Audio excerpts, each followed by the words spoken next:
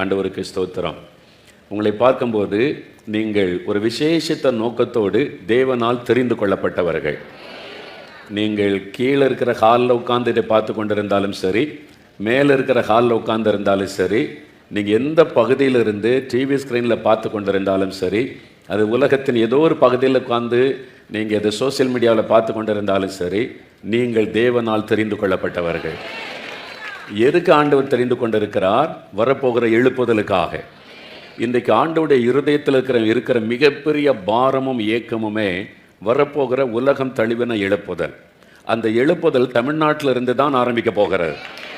அதனால் தேவனுடைய இருதயத்தின் ஏக்கம், அவருடைய இருதயமெல்லாம் தமிழ்நாட்டின் மேலே, இங்கே இருக்கிற ஜெபிக்கிற மக்கள் மேலே இருக்கிறார். அதனால தான் நான் சொல்லுகிறேன், நீங்கள் தெரிந்து கொள்ளப்பட்டவர்கள். எதற்காக தெரிந்து கொள்ளப்பட்டவர்கள்? வரப்போகிற எழுப்புதலுக்காய் தெரிந்து கொள்ளப்பட்டவர்கள். வரப்போகிற எழுப்புதலுக்காக தேவன் உங்களை தெரிந்தெடுத்திருக்கிறார். அந்த எழுப்புதலுக்காக ஜெபிக்க தான் மாதந்தோறும் இந்த இடத்தில் முழுரவு ஜெபம் நடைபெறுகிறார். அப்போது நீங்கள் மாதந்தோறும் ஆண்டவருடைய கண்கள் உங்களை தேடுகிறது. சிலர் ஜனவரி மாதம் மட்டும்தான் வர்றீங்க, மீதி மாதம்லாம் எங்கம்மா போனேன் அப்படின்னு ஆண்டவர் கேட்குறார். என்ன பதில் சொல்ல போகிறீங்க? நீ எழுப்புதலுக்காக நான் உங்களை தெரிந்து கொண்டேன். நீங்கள் ஒவ்வொரு மாதமும் வந்து ஜெபிப்பதற்கு நான் நல்ல ஒரு இடத்தை கொடுத்து, ஊழியர்களை கொடுத்து உனக்கு அழைப்பு கொடுத்துருக்கிறேன்.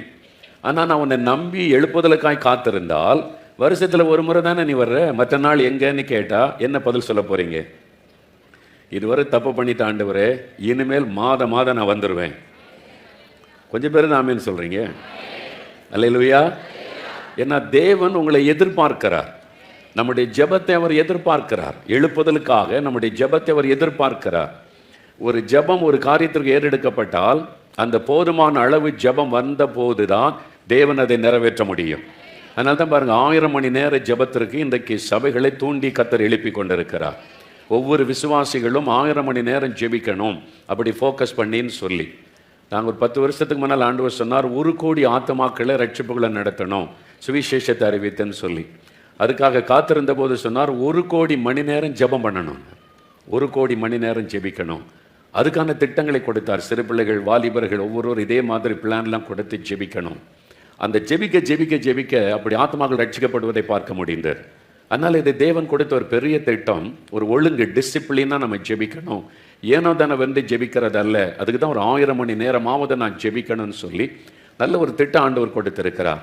நீங்கள் அதில் இணைந்து ஜெபித்தீர்கள்னு வைங்க, நாளைக்கு தேசத்தில் எழுப்புதல் வரும்போது தேவன் உங்களை நினைத்தருளி ஆசீர்வதிப்பார். இது தேவன் நம்ம கொடுத்திருக்கிற வாய்ப்பு என்பதை மறந்து விடாதபடி எல்லாரும் இணைந்து இதற்காக நாம் ஜெபிக்க வேண்டும். சீரியஸாக எடுங்க. ஏதோ ஒரு நோட்டீஸ் கொடுத்தாங்க, ஏதோ ஒரு கார்டு கொடுத்தாங்க அப்படின்னு கொண்டு போய் போட்டு விடாதிருங்கள்.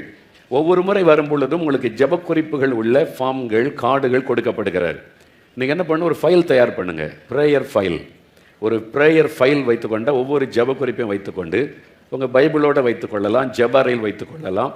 நீங்கள் ஜெபிக்க போகும்போது அதை எடுத்து வைத்து இங்கே சொல்லப்பட்ட ஒவ்வொரு காரியத்தை சொல்லி நீங்கள் ஜெபிக்கலாம். இந்த பழக்கத்தை நம்ம ஏற்படுத்தி கொள்வது நல்லது. ஒரு ப்ரேயர் ஃபைல் மெயின்டைன் பண்ணுவார். அதில் கார்டுகள், ஜெப குறிப்புகள் இப்படி கொடுக்கும்போதெல்லாம் வைத்து ரெகுலராக ஜெபம் செய்வார். நாம் ஒரு ஸ்டெப் எடுத்து வைத்தால் ஆண்டவர் நமக்கு நிறைய உதவி செய்வார்.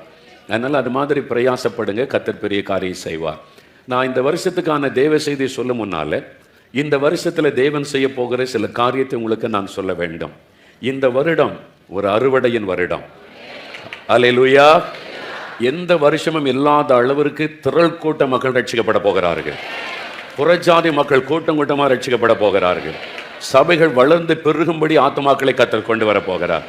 அப்போ ஒரு அறுவடையின் வருஷம், இதுவரை கண்டிராத அறுவடையை இந்த வருஷத்திலே நாம் காணப்போகிறோம். யாருக்கு அந்த அறுவடை கிடைக்கும்? ஜெயிக்கிற ஆளுக்கு மட்டும்தான் ஆத்துமாக்கள் கிடைக்கும் நினைக்கிறீங்களா? அறுவடை யாருக்கு கிடைக்கும்? மீன் யாருக்கு கிடைக்கும்? வீட்டில் உட்கார்ந்துருக்கிற ஆளுக்கு மீன் கிடைக்குமா? கடலில் போய் வலை போடுற ஆளுக்கு தானே மீன் கிடைக்கும். அப்போ அறுவடை யாருக்கு? நிலத்தில் இறங்கி அறுக்கிறவங்களுக்கு. யார் நீங்கள் இறங்கி ஊழியம் செய்து ஆத்துமாரையும் பண்ணுவீங்களோ, நீங்கள் திரளான ஆத்துமாக்களை அறுவடை பண்ணி சபைக்கு கொண்டு வருவீங்க. இங்கே அது மாதிரி ஊழியம் செய்கிறவங்களாம் கை வைத்துங்க, நல்ல வைத்து காண்பீங்க. ஏதோ ஒரு விதத்தில் ஊழியம் செய்யுங்க. சிறுவர் ஊழியம், வாலிபர் ஊழியம், கிராம ஊழியம், நிறைய பார்த்தீங்களா? இந்த வருஷம் உங்களுக்கு நற்செய்தி, இதுவரை கண்டிராத ஆத்துமா அறுவடை நீங்கள் பார்க்க போறீங்க. உங்க மூலமா திரள் கூட்ட மக்கள் ரட்சிக்கப்பட போறாங்க. நீங்க ஒரு வார்த்தை சொல்லுவீங்க, அவங்க இயேசுவை ஏற்றுக்கொள்வாங்க. இனி கஷ்டமே இருக்காது. இது நிலங்கள் விளைந்து விட்டது, அதனால எனக்கு ஈஸியா அறுவடை பண்ணுவீங்க. இது ஒரு பெரிய அறுவடை நாண்டாக இருக்கும் என்று ஆண்டவர் திருவிழம் பற்றி இருக்கிறார். அதனால நானும் ரொம்ப எதிர்பார்ப்போடு இருக்கிறேன். இந்த மாதிரி எங்க கூட்டம் நடத்த போனாலும் திரள் கூட்ட ஆத்மாக்களை கத்த தருவார் என்று. ஒன்று. இரண்டாவது, ஆண்டவர் சொன்னது இது ஒரு அபிஷேகத்தின் ஆண்டு. இதுவரை இல்லாத அளவிற்கு ஆவியானவர் ஊற்றப்பட போகிறார். எழுப்புதல் என்னாலே ஆவியானவர் வெள்ளம் போல ஊற்றப்படுவது, அதான் எழுப்புதல். அப்போ அதனுடைய அடையாளங்கள், எழுப்புதலுக்கான அடையாளங்கள் இந்த வருஷத்திலே தோன்ற ஆரம்பிக்கும். இதுவரை நம்ம ஒரு எதிர்பார்ப்போடு ஜெபித்து கொண்டு போகிறோம். எழுப்புதல் மிக சமீபம் என்பதை நம்ம அறிந்து கொள்ளும்படியான அடையாளங்கள் இந்த வருஷத்திலே தேசத்திலே சபையிலே காணப்பட போகிறாரு. நம்ம நினைக்கிற மாதிரி அல்ல. ஆண்டவருடைய இருதயத்தில் இருக்கிற விருப்பமும் இயக்கமும் நாம் எதிர்பார்ப்பதை விட சீக்கிரமா எழுப்புதல் உண்டாக போகிறார். அல்லேலூயா. சந்தோஷமா இல்லையா?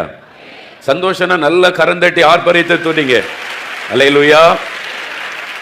நாம் எதிர்பார்ப்பதை விட வெகு சீக்கிரமாக எழுப்புதல் வரப்போகிறார். தேவன் நம்ம விட ரொம்ப துரிதமாக இயக்கத்தோடு இருக்கிறார் எழுப்புதலுக்காக.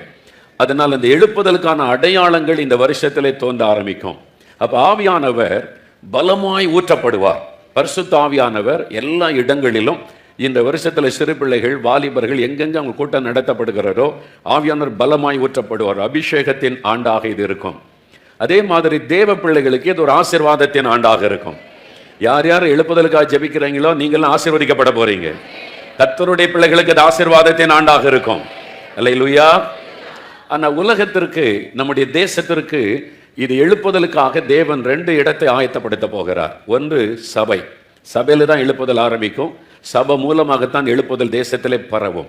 அதனால சபை, அந்த சபை எழுப்புதலுக்கு ஆயத்தப்படுத்தும்படியான ஒரு காரியத்தை செய்வார். 2வது நம்முடைய இந்திய தேசம். இந்த தேசம் எழுப்புதலுக்காக ஆயத்தப்பட்டு கொண்டிருக்கிற சில தேசங்கள். அதுல நடக்க போகிற காரியங்கள் என்னவென்றால், ஒரு சுத்திகரிப்பை கர்த்தர் உண்டாக்குவார்.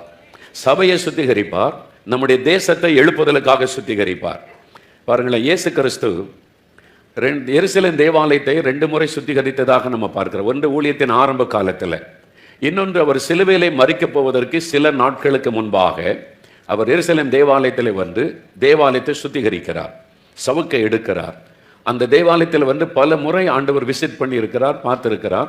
ஆண்டவர் அந்த நாளிலே சவுக்கை எடுத்து ஒரு பெரிய சுத்திகரிப்பை உண்டாக்குகிறார், அவர் சிலுவையிலே மரிப்பதற்கு சில நாட்களுக்கு முன்பாக. ஏனென்றால் இயேசுவுக்கு தெரியும், இன்னும் சில நாட்கள்ல, இன்னொரு 50 நாட்களுக்கு பிறகு ஒரு பெரிய எழுப்புதல் அக்கினி ஊற்றப்பட போகிறார். அதற்கு அந்த விழாகத்தை தேவன் ஆயத்தப்படுத்துகிறார், ஒரு சுத்திகரிப்பை ஆண்டவர் உண்டாக்குகிறார். அதே மாதிரி சபையில தான் எழுப்புதல் வரப்போகிறது, ஆவியானவர் ஊற்றப்பட போகிறார். அதனால சபைகள் இந்த வருஷத்துல சுத்திகரிக்கப்படும். சுத்திகரிப்புன்னு சொன்ன உடனே எப்படி வரும்? சபை இதுவரை சந்தித்தராத உபத்திரவத்தை சந்திக்கும், நெருக்கத்தை சந்திக்கும். அதாவது சில நெருக்கமான சூழ்நிலைகளை சபை சந்திக்கும். அது சபையை பாதிக்கிற மாதிரி வரும். சபையை பாதிக்காது, சபைக்குள்ள சுத்திகரிப்பை உண்டாக்க தேவன் அதை பயன்படுத்துவார். உண்மை முத்தமாய் ஊழியர் செய்கிற சபைகள், ஊழியர்கள் பாதிக்கப்பட மாட்டார்கள். சபைக்கு விரோதமாய், ஊழிய ஸ்தாபனங்களுக்கு விரோதமாய் தேசத்திலே ஆளுகிறவர்கள், அதிகாரத்தில் இருக்கிறவர்கள் இனி குறிவைத்து காரியங்களை செய்ய போகிறார்கள். அதனால ஒரு பெரிய நெருக்கம் சபைக்கும் கிறிஸ்தவ ஊழியங்களுக்கும் வரப்போகிறாரு. நாம் அதை கண்டு பயப்பட தேவையில்லை. அது ஒரு சுத்திகரிப்புக்கு ஏற்ற விதமாக இருக்கும். சபை தீவிரமாய் ஜெபிக்க ஆரம்பித்த உடனே தேசத்திலே பெரிய ஒரு சுத்திகரிப்பு உண்டாகும். ஆளுகிறவர்கள் அதிர்ந்து போகும்படியான காரியத்தை கர்த்தர் செய்ய போகிறார். அவர்கள் கலங்கும்படியான காரியங்களை கர்த்தர் செய்ய போகிறார். ஆகவே நாம் பயப்பட வேண்டிய அவசியம் இல்லை. தேசம் முழுவதும் சுத்திகரிக்கும்படி தேசத்திலே பயங்கரங்கள் நடைபெறும். பாஸ்டர் நல்ல ஜெபத்தை நடத்தினாங்க. தேசத்தில் மாதிரி கலவரங்கள் எங்கு பார்த்தாலும் இந்த ஸ்ட்ரைக்குகளுக்கும் ஊர்வலங்கள் நடக்கிறது. நம்ம ஜெபிக்கணும், அது நம்முடைய பொறுப்பு. நாம் கட்டாயம் ஜெபிக்கணும். ஆண்டவர் சொன்னது, இந்த வருஷத்துல அது இன்னும் தீவிரமாகும். இந்த கலவரங்களும் போராட்டங்களும் ரத்தம் சிந்துதலும் தீவிரமாகும். இயற்கையினால் உண்டாகிற அழிவுகளும் கொள்ளை நோய்களும் தேசத்தை கலங்க பண்ணும். தேசம் முழுவதும் ஜனங்களுக்குள்ள ஒரு கலக்கம் இருக்கும். இந்த தேசத்துல நம்ம வாழ முடியுமா என்கிற சிந்தை மக்களுக்குள்ளே உண்டாகும். இந்த நாட்டில் நம்ம உண்மையா வாழ்ந்துட முடியுமா, நிம்மதியா இருக்க முடியுமா என்ற மனநிலை ஜனங்களுக்குள்ளே வரும். ஏனென்றால் தேவன் தன்னுடைய நியாய தீர்ப்பின் தண்டனையினால் தேசத்தை சுத்திகரிக்க போகிறார். அல்லேலூயா. ஆமா, ஏனென்றால் இந்த தேசத்திலே காணப்படுகிற ஆண்டவரை துக்கப்படுத்துகிற விஷயங்களின் நிமித்தம் ஆண்டவர் அந்த சுத்திகரிப்பை உண்டாக்க போகிறார். ஆனால் ஜெபிக்கிற, கர்த்தரை உண்மையா பற்றிக்கொள்ளுகிற பிள்ளைகள் எந்த சூழ்நிலையிலும் பாதிக்கப்படுவதில்லை. அல்லேலூயா சொல்லுங்க. ஆனா நம்முடைய பொறுப்பு, அவைகள் சம்பவிக்கும் போது இன்னும் திறப்பில் நின்று நம்ம ஜெபிக்கணும். மன்றாடி நம்ம ஜெபிக்கணும்.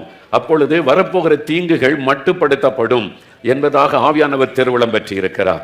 அதனால இந்த வருஷம் தேவ பிள்ளைகள் ரொம்ப விழிப்பாய் இருந்து திறப்பில் நின்று நடக்கிற காரியங்களை பார்த்து கருத்தாக ஜெபிக்க வேண்டும். இதற்கு பிறகு, இந்த சுத்திகரிப்புக்கு பிறகு ஒரு மாபெரும் எழுப்புதல் ஆரம்பித்து விடும். அதனால எழுப்புதல் நம்ம வாசற்படியிலே வந்து விட்டது. அல்லேலூயா. இன்னும் ரொம்ப நாள் நம்ம காத்திருக்க போறதில்லை. வெகு சீக்கிரத்தில் ஒரு பெரிய ஆவிக்குரிய மாற்றம் உண்டாக போகிறார். ஆவியானவர் ஊற்றப்பட போகிறார். நாம் அதற்கு ஆயத்தப்படுத்தி கொள்ளத்தான் தேவன் ஜெபத்தை தீவிரப்படுத்தி நம்மை ஜெபத்திற்காக அர்ப்பணிக்க வைத்து, நீங்க இந்த மாதிரி 100 மணி நேரம் ஜெபிங்க, 1000 மணி நேரம் ஜெபம் பண்ணுங்கள், இந்த மாதிரி மந்தாடி ஜெபியுங்கள், இதெல்லாம் நமக்கு ஆவியானவர் தெளிவாய் காண்பித்துக் கொண்டிருக்கிறார். அதனால இதை மனதில் வைத்து நாம் ஜெபிக்க வேண்டும். நான் கர்த்தருடைய வார்த்தை சொல்வதற்கு முன்னால ஒரு 5 நிமிடம் நாம் ஜெபிக்க போகிறோம். ஆண்டவரே, எழுப்புதலுக்கு முன்னால உண்டாக போகிற சுத்திகரிப்பு எங்க சபையில, தேசத்துல ஆண்டவரே அந்த சுத்திகரிப்பை நீர் உண்டாக்க நாங்கள் ஜெபம் செய்கிறோம் என்பதாக நம்ம ஜெபிக்க வேண்டும். எல்லாரும் இணைந்து ஜெபிக்க வேண்டும். உட்கார்ந்த வண்ணமா எல்லாரும் வலதுகரம் உயர்த்தி கருத்து ஆண்டவரை பார்த்து, ஆண்டவரை வரப்போகிற எழுப்புதலுக்காய் ஸ்தோத்திரம், எழுப்புதலுக்கு என்னை தெரிந்து கொண்டதற்காய் ஸ்தோத்திரம். சொல்லுங்க, என்னை தெரிந்து கொண்டதற்காய் ஸ்தோத்திரம். எங்க உட்கார்ந்து இருந்தாலும், மேல இருக்கிற ஹாலில், கீழே இருக்கிற ஹாலில், எங்க இருந்தாலும் சொல்லுங்க, எழுப்புதலுக்காக என்னை நீ தெரிந்து கொண்டதற்காக ஸ்தோத்திரம், எங்களை தெரிந்து கொண்டதற்காக ஸ்தோத்திரம். இந்தியாவின் எழுப்புதலுக்காக, சென்னையில உண்டாக போகிற எழுப்புதலுக்காக, உலகத்தை அசைக்க போகிற எழுப்புதலுக்காக, என்னை எங்களை தெரிந்து கொண்டதற்காக உமக்கு ஸ்தோத்திரம். எழுப்புதலுக்கு முன்னால் எங்களுடைய திருச்சபைகளையும் எங்களுடைய தேசத்தையும் ஆண்டவரை நியாய தீர்ப்பின் தண்டனையினால் ஒரு பெரிய சுத்திகரிப்பை உண்டாக்க போகிறதற்காக ஸ்தோத்திரம். இந்த வருடத்தில் ஆண்டவரே நீர் அனுப்ப போகிற அபிஷேகத்திற்காக உமக்கு ஸ்தோத்திரம். இந்த வருஷத்தில் தரப்போகிற அறுவடைக்காக நாங்கள் உம்மை துதிக்கிறோம். மாபெரும் எழுப்புதலை நாங்கள் காண போகிறோம் என்று விசுவாசிக்கிறோம். அதற்காக சபை ஆயத்தப்படுத்துவீராக, எங்கள் தேசத்தை ஆயத்தப்படுத்துவீராக. அதற்காக திறப்பில் நின்று ஜெபிக்க எங்களை ஒப்புக்கொடுக்கிறோம் ஆண்டவரே, எங்களை அர்ப்பணித்துக் கொள்ளுகிறோம். இப்பொழுதும் உம்முடைய வார்த்தைகளை கொண்டு எங்களோடு பேசும். நீர் பேசும், நாங்கள் கேட்கிறோம். இயேசு கிறிஸ்துவின் நாமத்தில் ஜெபிக்கிறோம் பிதாவே, ஆமென், ஆமென். சகரியா தீர்க்கதரிசன புஸ்தகம் 9ஆம் அதிகாரம் 12வது வசனம். சகரியா 9ஆம் அதிகாரம் 12வது வசனம். இரட்டிப்பான நன்மையை தருவேன், அதை இன்றைக்கே தருவேன். ஆண்டவர் வாக்குத்தத்தங்களின் தேவன். நம்முடைய தேவன் ஒருவரை அழைக்கும் பொழுது அவரோடு வாக்குத்தத்தம் கொடுக்கிறார், உடன்படிக்கை பண்ணுகிறார், கட்டளைகளை கொடுக்கிறார். அந்த கட்டளையின்படியும் வாக்குத்தத்தத்தின்படியும் ஆசீர்வதிக்கிறதை நம்ம பார்க்க முடியும். ஆபிரகாமை தேவன் அழைத்த போது வாக்கு கொடுக்கிறார். ஈசாக்கை தேவன் சந்திக்கும் போது வாக்கு கொடுக்கிறார். யாக்கோபை சந்தித்து பேசும்போது தேவன் வாக்கு கொடுக்கிறார். இப்படி தேவன் ஒருவரை அழைக்கும் போது, தெரிந்து கொள்ளும் போது வாக்குத்தத்தம் கொடுக்கிறார். அந்த வாக்குத்தத்தத்தின்படி நடத்துவதையும் ஆசீர்வதிப்பதையும் நாம் வேத புஸ்தகத்திலே பார்க்கிறோம். அவர் வாக்குத்தத்தங்களின் தேவன். ஒவ்வொரு ஆண்டு வரும் பொழுதும் நமக்குள்ள ஒரு எதிர்பார்க்க இருக்கிறது, இந்த வருஷத்துக்கு தேவன் நமக்கு என்ன வாக்குத்தத்தம் தருவார் என்பதாக. தேவன் பல விதங்களிலே தன்னுடைய வாக்குத்தத்தத்தை வெளிப்படுத்தி அந்த வாக்குத்தத்தத்தின் ஆசீர்வாதத்தை நாம் பெற்றுக்கொள்ளும்படிக்கு அவர் அருள் புரிகிற ஒரு தேவன். இந்த வருஷத்துல தேவன் உங்களுக்கு இந்த முதல் வாரத்தில் சொல்லுகிற வார்த்தை, இரட்டிப்பான நன்மை நான் உனக்கு தருவேன். இந்த வருஷம் 2 மடங்கு ஆசீர்வாதம், இரட்டிப்பான நன்மையை நீங்கள் காண போகிறீர்கள். நீங்க படித்து கொண்டிருந்தா உங்களுடைய படிப்பில், வேலை செய்து கொண்டிருந்தா உங்களுடைய வேலையில், பிசினஸ் பண்ணி கொண்டிருந்தா பிசினஸ்ல, ஊழியம் செய்து கொண்டிருந்தாலும் உங்களுடைய ஊழியத்தில் இரட்டிப்பான நன்மையை நீங்கள் காண போகிறீர்கள். ஆண்டவர் 2 மடங்கு ஆசீர்வதிக்க போகிறார். நம்முடைய தேவன் ஆசீர்வதிக்க வேண்டும் என்கிற விருப்பம் உள்ள ஒரு ஆண்டவர். தன்னுடைய பிள்ளைகளை எப்பொழுதும் ஆசீர்வதிக்க விரும்புகிற ஒரு தேவன். அதை நம்ம வேத புஸ்தகம் முழுவதிலுமே பார்க்கிறோம். ஆனால் தேவன் கொடுக்கிற அந்த ஆசீர்வாதத்தை பெற்றுக்கொள்ள ஆண்டவர் நம்மிடத்தில் எதிர்பார்க்கிற சில காரியம் இருக்கிறார். அதை குறித்து தான் இன்றைக்கு உங்களோடு பேசி நான் ஜெபிக்க போகிறேன். வேத புஸ்தகத்தில் இந்த 2 மடங்கு ஆசீர்வாதம் பெற்ற சில அனுபவங்களை வாசிக்க முடியும். 2 ராஜாக்கள் 2ஆம் அதிகாரத்தை வாசிக்கும் போது, எலிசா என்கிற தீர்க்கதரிசி எலியாவை பின்பற்று போய், உம்மிடத்தில் இருக்கிற ஆவியின் வரம் எனக்கு 2 மடங்காய் வேண்டும் என்று அவர் பிடிவாதமாய் தொடர்ந்து போய் இரட்டிப்பான ஆவியின் வரத்தை பெற்றுக்கொண்டார். 2 மடங்கு ஆவியின் வரம், இரட்டிப்பான ஒரு அபிஷேகத்தின் வல்லமை, அது ஆவிக்குரிய ஆசீர்வாதம். உங்க வாழ்க்கையிலும் ஆண்டவர் இரட்டிப்பான அபிஷேகத்தை தரப்போகிறார். 2 மடங்கு ஆவியக்குரிய வரங்களை தரப்போகிறார். விசுவாசிக்கிறீங்களா? அவர் ஆண்டவர் அப்படி செய்ய வல்லவர் வாக்குத்தத்தத்தின்படி. 2வது இன்னொரு சம்பவத்தை வாசிக்கிறோம். யோபு 42ஆம் அதிகாரம் 10ஆம் வசனம் வாசிக்கும் போது, யோபை இரட்டிப்பாய் கர்த்தர் ஆசீர்வதித்தார். அவர் இழந்து போன எல்லாவற்றையும் 2 திரும்ப கொடுத்து அவர் ஆசீர்வதித்தார் என்பதாக வேதத்திலே நம்ம பார்க்கிறோம். அவர் உலக பிரகாரமான ஆசீர்வாதங்கள் அதுல எல்லாம் 2 மடங்கு ஆசீர்வதித்தார் என்பதாய் பார்க்கிறோம். இந்த 2ஐயுமே தியானிக்க நமக்கு நேரம் இல்லை. ஒரு காரியத்தை குறித்து மாத்திரம் இன்றைக்கு நாம் தியானிக்க போகிறோம். அதற்கு முன்பாக 1 ராஜாக்கள் 3ஆம் அதிகாரம் 5வது வசனத்தை நீங்கள் வாசிக்கும் போது ஆண்டவர் சாலமோனுக்கு தரிசனமாகி சாலமோனோடு நேரடியாய் பேசுகிறார். பேசும்போது ஒரு காரியத்தை ஆண்டவர் சொல்லுகிறார் பாருங்க. சாலமோனே, நீ விரும்புகிறதை என்னிடத்தில் கேள் என்பதாய் சொல்லுகிறார். இந்த வால்யூம் கொஞ்சம் குறைக்கிறீங்களா? கொஞ்சம் குறைங்க. ஆண்டவர் சாலமோனுக்கு தரிசனமாகி சாலமோனுக்கு தரிசனமாகி சொல்லுகிறார், சாலமோனே, நீ விரும்புகிறதை என்னிடத்தில் கேள் என்று ஆண்டவர் சொல்றார். சாலமோனை இஸ்ரவேல் தேசத்துக்கு ராஜாவாக தேவன் தெரிந்து கொண்டார். அவர் ஒரு இளம் வயது உள்ளவர், வாலிப வயதில் இருக்கிறவர். ஆண்டவர் மேல ரொம்ப அன்பும் விசுவாசமும் வைத்திருந்தார். அவருடைய தகப்பனாகிய தாவீதை போல கர்த்தருக்கு பயந்து அவருடைய வழிகளிலே நடந்தார் அந்த வாலிப வயசுல. அப்போ ஆண்டவர் மேல அன்பினால கிபியோன் என்கிற இடத்துல தேவனுக்கு பலி செலுத்துகிறார். அந்த சமயத்துல ராத்திரியில ஆண்டவர் தரிசனமாகி, சாலமோனே, நீ என்ன விரும்புகிறாய் என்று கேள், நான் உனக்கு தருகிறேன்னு சொல்றார். யோசித்து பாருங்களேன், வானத்தை பூமியை உண்டாக்கின ஆண்டவர் அவர்கிட்ட என்ன கேட்டாலும் கிடைக்கும், என்ன கேட்டாலும் தர முடியும். அவர் நின்று கேட்கிறாரு, உனக்கு என்ன வேணும் கேளு. உங்ககிட்ட ஆண்டவர் கேட்டா என்ன கேட்பீங்க? உங்ககிட்ட ஆண்டவர் தரிசனமாகி, என் மகனே, என் மகளே, நீ விரும்புகிறதை என்னிடத்தில் கேள் அப்படின்னா என்ன கேட்பீங்க? சென்னையில் 30 வருஷம் ஆச்சு, சொந்தமாக ஒரு வீடு இல்லை ஆண்டவரே, ஒரு வீடு கொடுத்துட்டா என் பிரச்சனை எல்லாம் சால்வ் ஆயிரும் அப்படின்னு நினைப்பீங்களா? அல்லது இத்தனை வருஷமாக நான் வேலை போகிறேன், சைக்கிளே போய்கிட்டு இருக்கேன், ஒரு பைக் கிடைச்சா நல்லது ஆண்டவரே அப்படின்னு. நமக்கு எத்தனையோ தேவைகள் இருக்கிறார் இல்லை? அதனால அதில் முக்கியமான தேவை என்ன, அதை கேட்கலாமா? ஆண்டவர் நீ விரும்புகிறதை கேளுன்னா நம்ம சொல்லுவோம், ஆண்டவர் பெரிய லிஸ்ட் இருக்க சொல்லட்டுமா அப்படின்னு பெரிய லிஸ்ட்டே கொடுத்துருவோம். என் பிள்ளைக்கு இங்கே இடம் கிடைக்கணும், மகளுக்கு நல்ல மாப்பிள்ளை கிடைக்கணும், வீடு கிடைக்கணும், ஒரு பைக்கு வேணும், நிறைய மைண்டில் இருக்கிற பெரிய லிஸ்ட்டே ஆண்டவர்கிட்ட கொடுத்துருவோம். ஆனால் சாலமோன் பாருங்க, ஒரு அருமையான ஜெபம் செய்கிறார். நல்ல கவனிங்க, தேவன் நம்முடைய விருப்பத்தை நிறைவேற்ற அவர் விரும்புகிறார். என் பிள்ளைங்க என்ன விரும்புறாங்க, நான் அதை நிறைவேற்றி கொடுக்க வேண்டும் என்று ஆண்டவர் விரும்புகிறார். அப்போ ஆண்டவர் இன்றைக்கு உங்கள்கிட்ட சொல்றாரு, நீ விரும்புகிறதை என்னிடத்தில் கேள் அப்படின்னு சொல்லி. அப்போ சாலமோன் கிட்ட ஆண்டவர் தரிசனமாகி கேட்டபோது, சாலமோன் ராஜாவாகி இருக்கிறார். அவருக்கு எத்தனையோ காரியங்கள் இருக்கிறது, அவர் ஆண்டவரிடத்தில் கேட்டு பெற்றுக்கொள்வதற்கு பல தேவைகள் அவருக்கு இருக்கலாம். ஆனால் சாலமோன் ஆண்டவரிடம் சொல்றாரு, இந்த சின்ன வயசுல உம்முடைய ஜனத்தை ஆளுகை செய்ய என்ன ராஜாவா மாத்திட்டீங்க, இவ்வளோ பெரிய ஜனத்தை நான் ஆளுகை செய்து அவங்களுக்கு நியாயம் விசாரிப்பதற்கு எனக்கு நல்ல ஞானம் வேண்டும் ஆண்டவரே. வசனம் சொல்லுகிறது, அந்த விண்ணப்பம் தேவனுக்கு உகந்ததா இருந்ததாம், அவனுடைய ஜெபம் தேவனுக்கு பிரியமாய் இருந்ததாம். ஆண்டவரை அதை சந்தோஷப்படுத்தி விட்டார். அதனால் ஆண்டவர் சொல்லார், சாலமோனே, நீ கேட்ட உன் விண்ணப்பத்தின் படியே உனக்கு செய்கிறேன், உனக்கு நல்ல ஞானத்தை தருகிறேன், உனக்கு முன்னும் பின்னும் இந்த மாதிரி ஞான உள்ளங்க இருப்பதில்லை, ஞானத்தை சம்பூர்ணமாய் தருகிறேன். அதோடு ஆண்டவர் நிறுத்தி கொள்ளவில்லை, நீ கேட்காத ஐஸ்வர்யத்தையும் மகிமையும் உனக்கு தருகிறேன். அதான் 2 மடங்கு ஆசீர்வாதம். அல்லேலூயா. சாலமோன் கேட்டது ஒன்று, ஆண்டவர் அதோடு நிறுத்தி கொள்ளாதபடி ஆண்டவர் சொல்லுகிறார் பாருங்க, அந்த வேத புஸ்தகத்துல 1 ராஜாக்கள்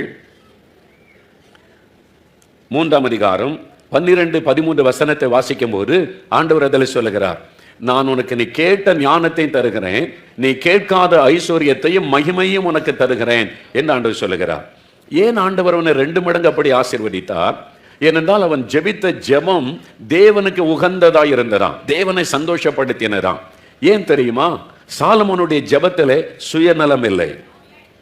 நல்ல கவனிக்க, அவனுடைய ஜெபத்திலே சுயநலம் இல்லை. ஆண்டவரே, எனக்கு ஒரு அரண்மனை கட்டி கொடுங்க, எங்க அப்பாவுக்கு கட்டி கொடுத்தீங்களே தாவீதுக்கு, எனக்கு ஒன்று கட்டி கொடுங்க அப்படின்னு தனக்கென்று ஒன்று கேட்கவில்லை. அல்லது நான் வெற்றி பெற்று பக்கத்து நாடுகளையெல்லாம் கைப்பற்றி நான் ஒரு பெரிய வீரனாய் திகழ வேண்டும், எனக்கு போகிற இடம்லாம் வெற்றி கொடுங்கள், அப்படி ஒரு சுயநலமான ஒரு காரியத்தை கேட்கவில்லை. தன்னை பெருமைப்படுத்துகிற காரியத்தை கேட்கவில்லை, தனக்கு பெருமையை கொண்டு வரக்கூடிய விஷயத்தை கேட்கவில்லை. அவன் எதை கேட்கிறான்? நீர் என்னை ராஜாவாக உயர்த்தி வைத்திருக்கிறீர், உம்முடைய ஜனத்தை நியாயம் விசாரிக்க எனக்கு ஞானம் வேண்டும். அவன் தேவனுடைய காரியத்தை செய்வதற்கான ஒரு விண்ணப்பம் பண்ணினான். அவனுடைய ஜெபத்திலே சுயநலம் இல்லை. அதனால் ஆண்டவர் சந்தோஷப்பட்டு 2 மடங்கு ஆசீர்வதித்தார். அல்லேலூயா, அல்லேலூயா. அப்ப தேவன் உங்களை 2 மடங்கு ஆசீர்வதிக்க வேண்டுமானால் உங்களுடைய ஜெபம் எப்படி இருக்கணும்? சுயநலமான ஜெபத்தை செய்தீங்கன்னா ஆண்டவர் செஞ்சிருவார். அவர் தகப்பன்ல, என் பிள்ளைங்க கேட்டுட்டாங்க, அப்படின்னு செஞ்சிருவார் ஆண்டவர். உங்களுக்கு என்ன வேணும்? வீடு வேணும், சரி செஞ்சிடறேன். ஆண்டவர் எனக்கு இந்த வாகனம் வேணும், சரி ஆண்டவர் தந்துடுவார். நிறைய பேர் கேட்டு அப்படி பெற்றிருக்கிறீங்கல்ல, பெற்றிருக்கீங்க தானே? தந்திருக்கிறார்ல ஆண்டவரே. அல்லேலூயா. ஆனா அங்கே சாலமோனுடைய ஜெபத்தை பாருங்கள். சுயநலம் இல்லாத ஒரு ஜெபம், தேவனுடைய காரியத்தை குறித்த ஒரு ஜெபம். தேவன் என்ன எந்த பொறுப்பில் வைத்திருக்கிறாரோ அதை நான் சரியாக நிறைவேற்ற வேண்டும் என்பதற்கான ஜெபம். தேவன் இந்த ராஜ்யத்தை ஆளுகிற பொறுப்பை என் கையிலே தந்திருக்கிறாரே, அவருடைய ஜனத்தை நியாயம் விசாரிக்க எனக்கு ஞானம் வேண்டும் என்கிற ஒரு ஜெபம். அப்ப நம்முடைய ஜெபம் எப்படி இருக்க வேண்டும்? தேவனுடைய ராஜ்யத்திற்கு அடுத்ததாக இருக்க வேண்டும். இந்த வருஷத்துல எனக்கு ஒரு 100 ஆத்மாவை தாரும் ஆண்டவரே. இந்த வருஷத்துல ஒரு 10 குடும்பத்தை நான் ரட்சிப்புகளை நடத்தணும் ஆண்டவரே. இந்த வருஷத்துல நான் ஒரு 1000 பேருக்கு சுவிசேஷம் சொல்ல எனக்கு கிருபை தாரும்.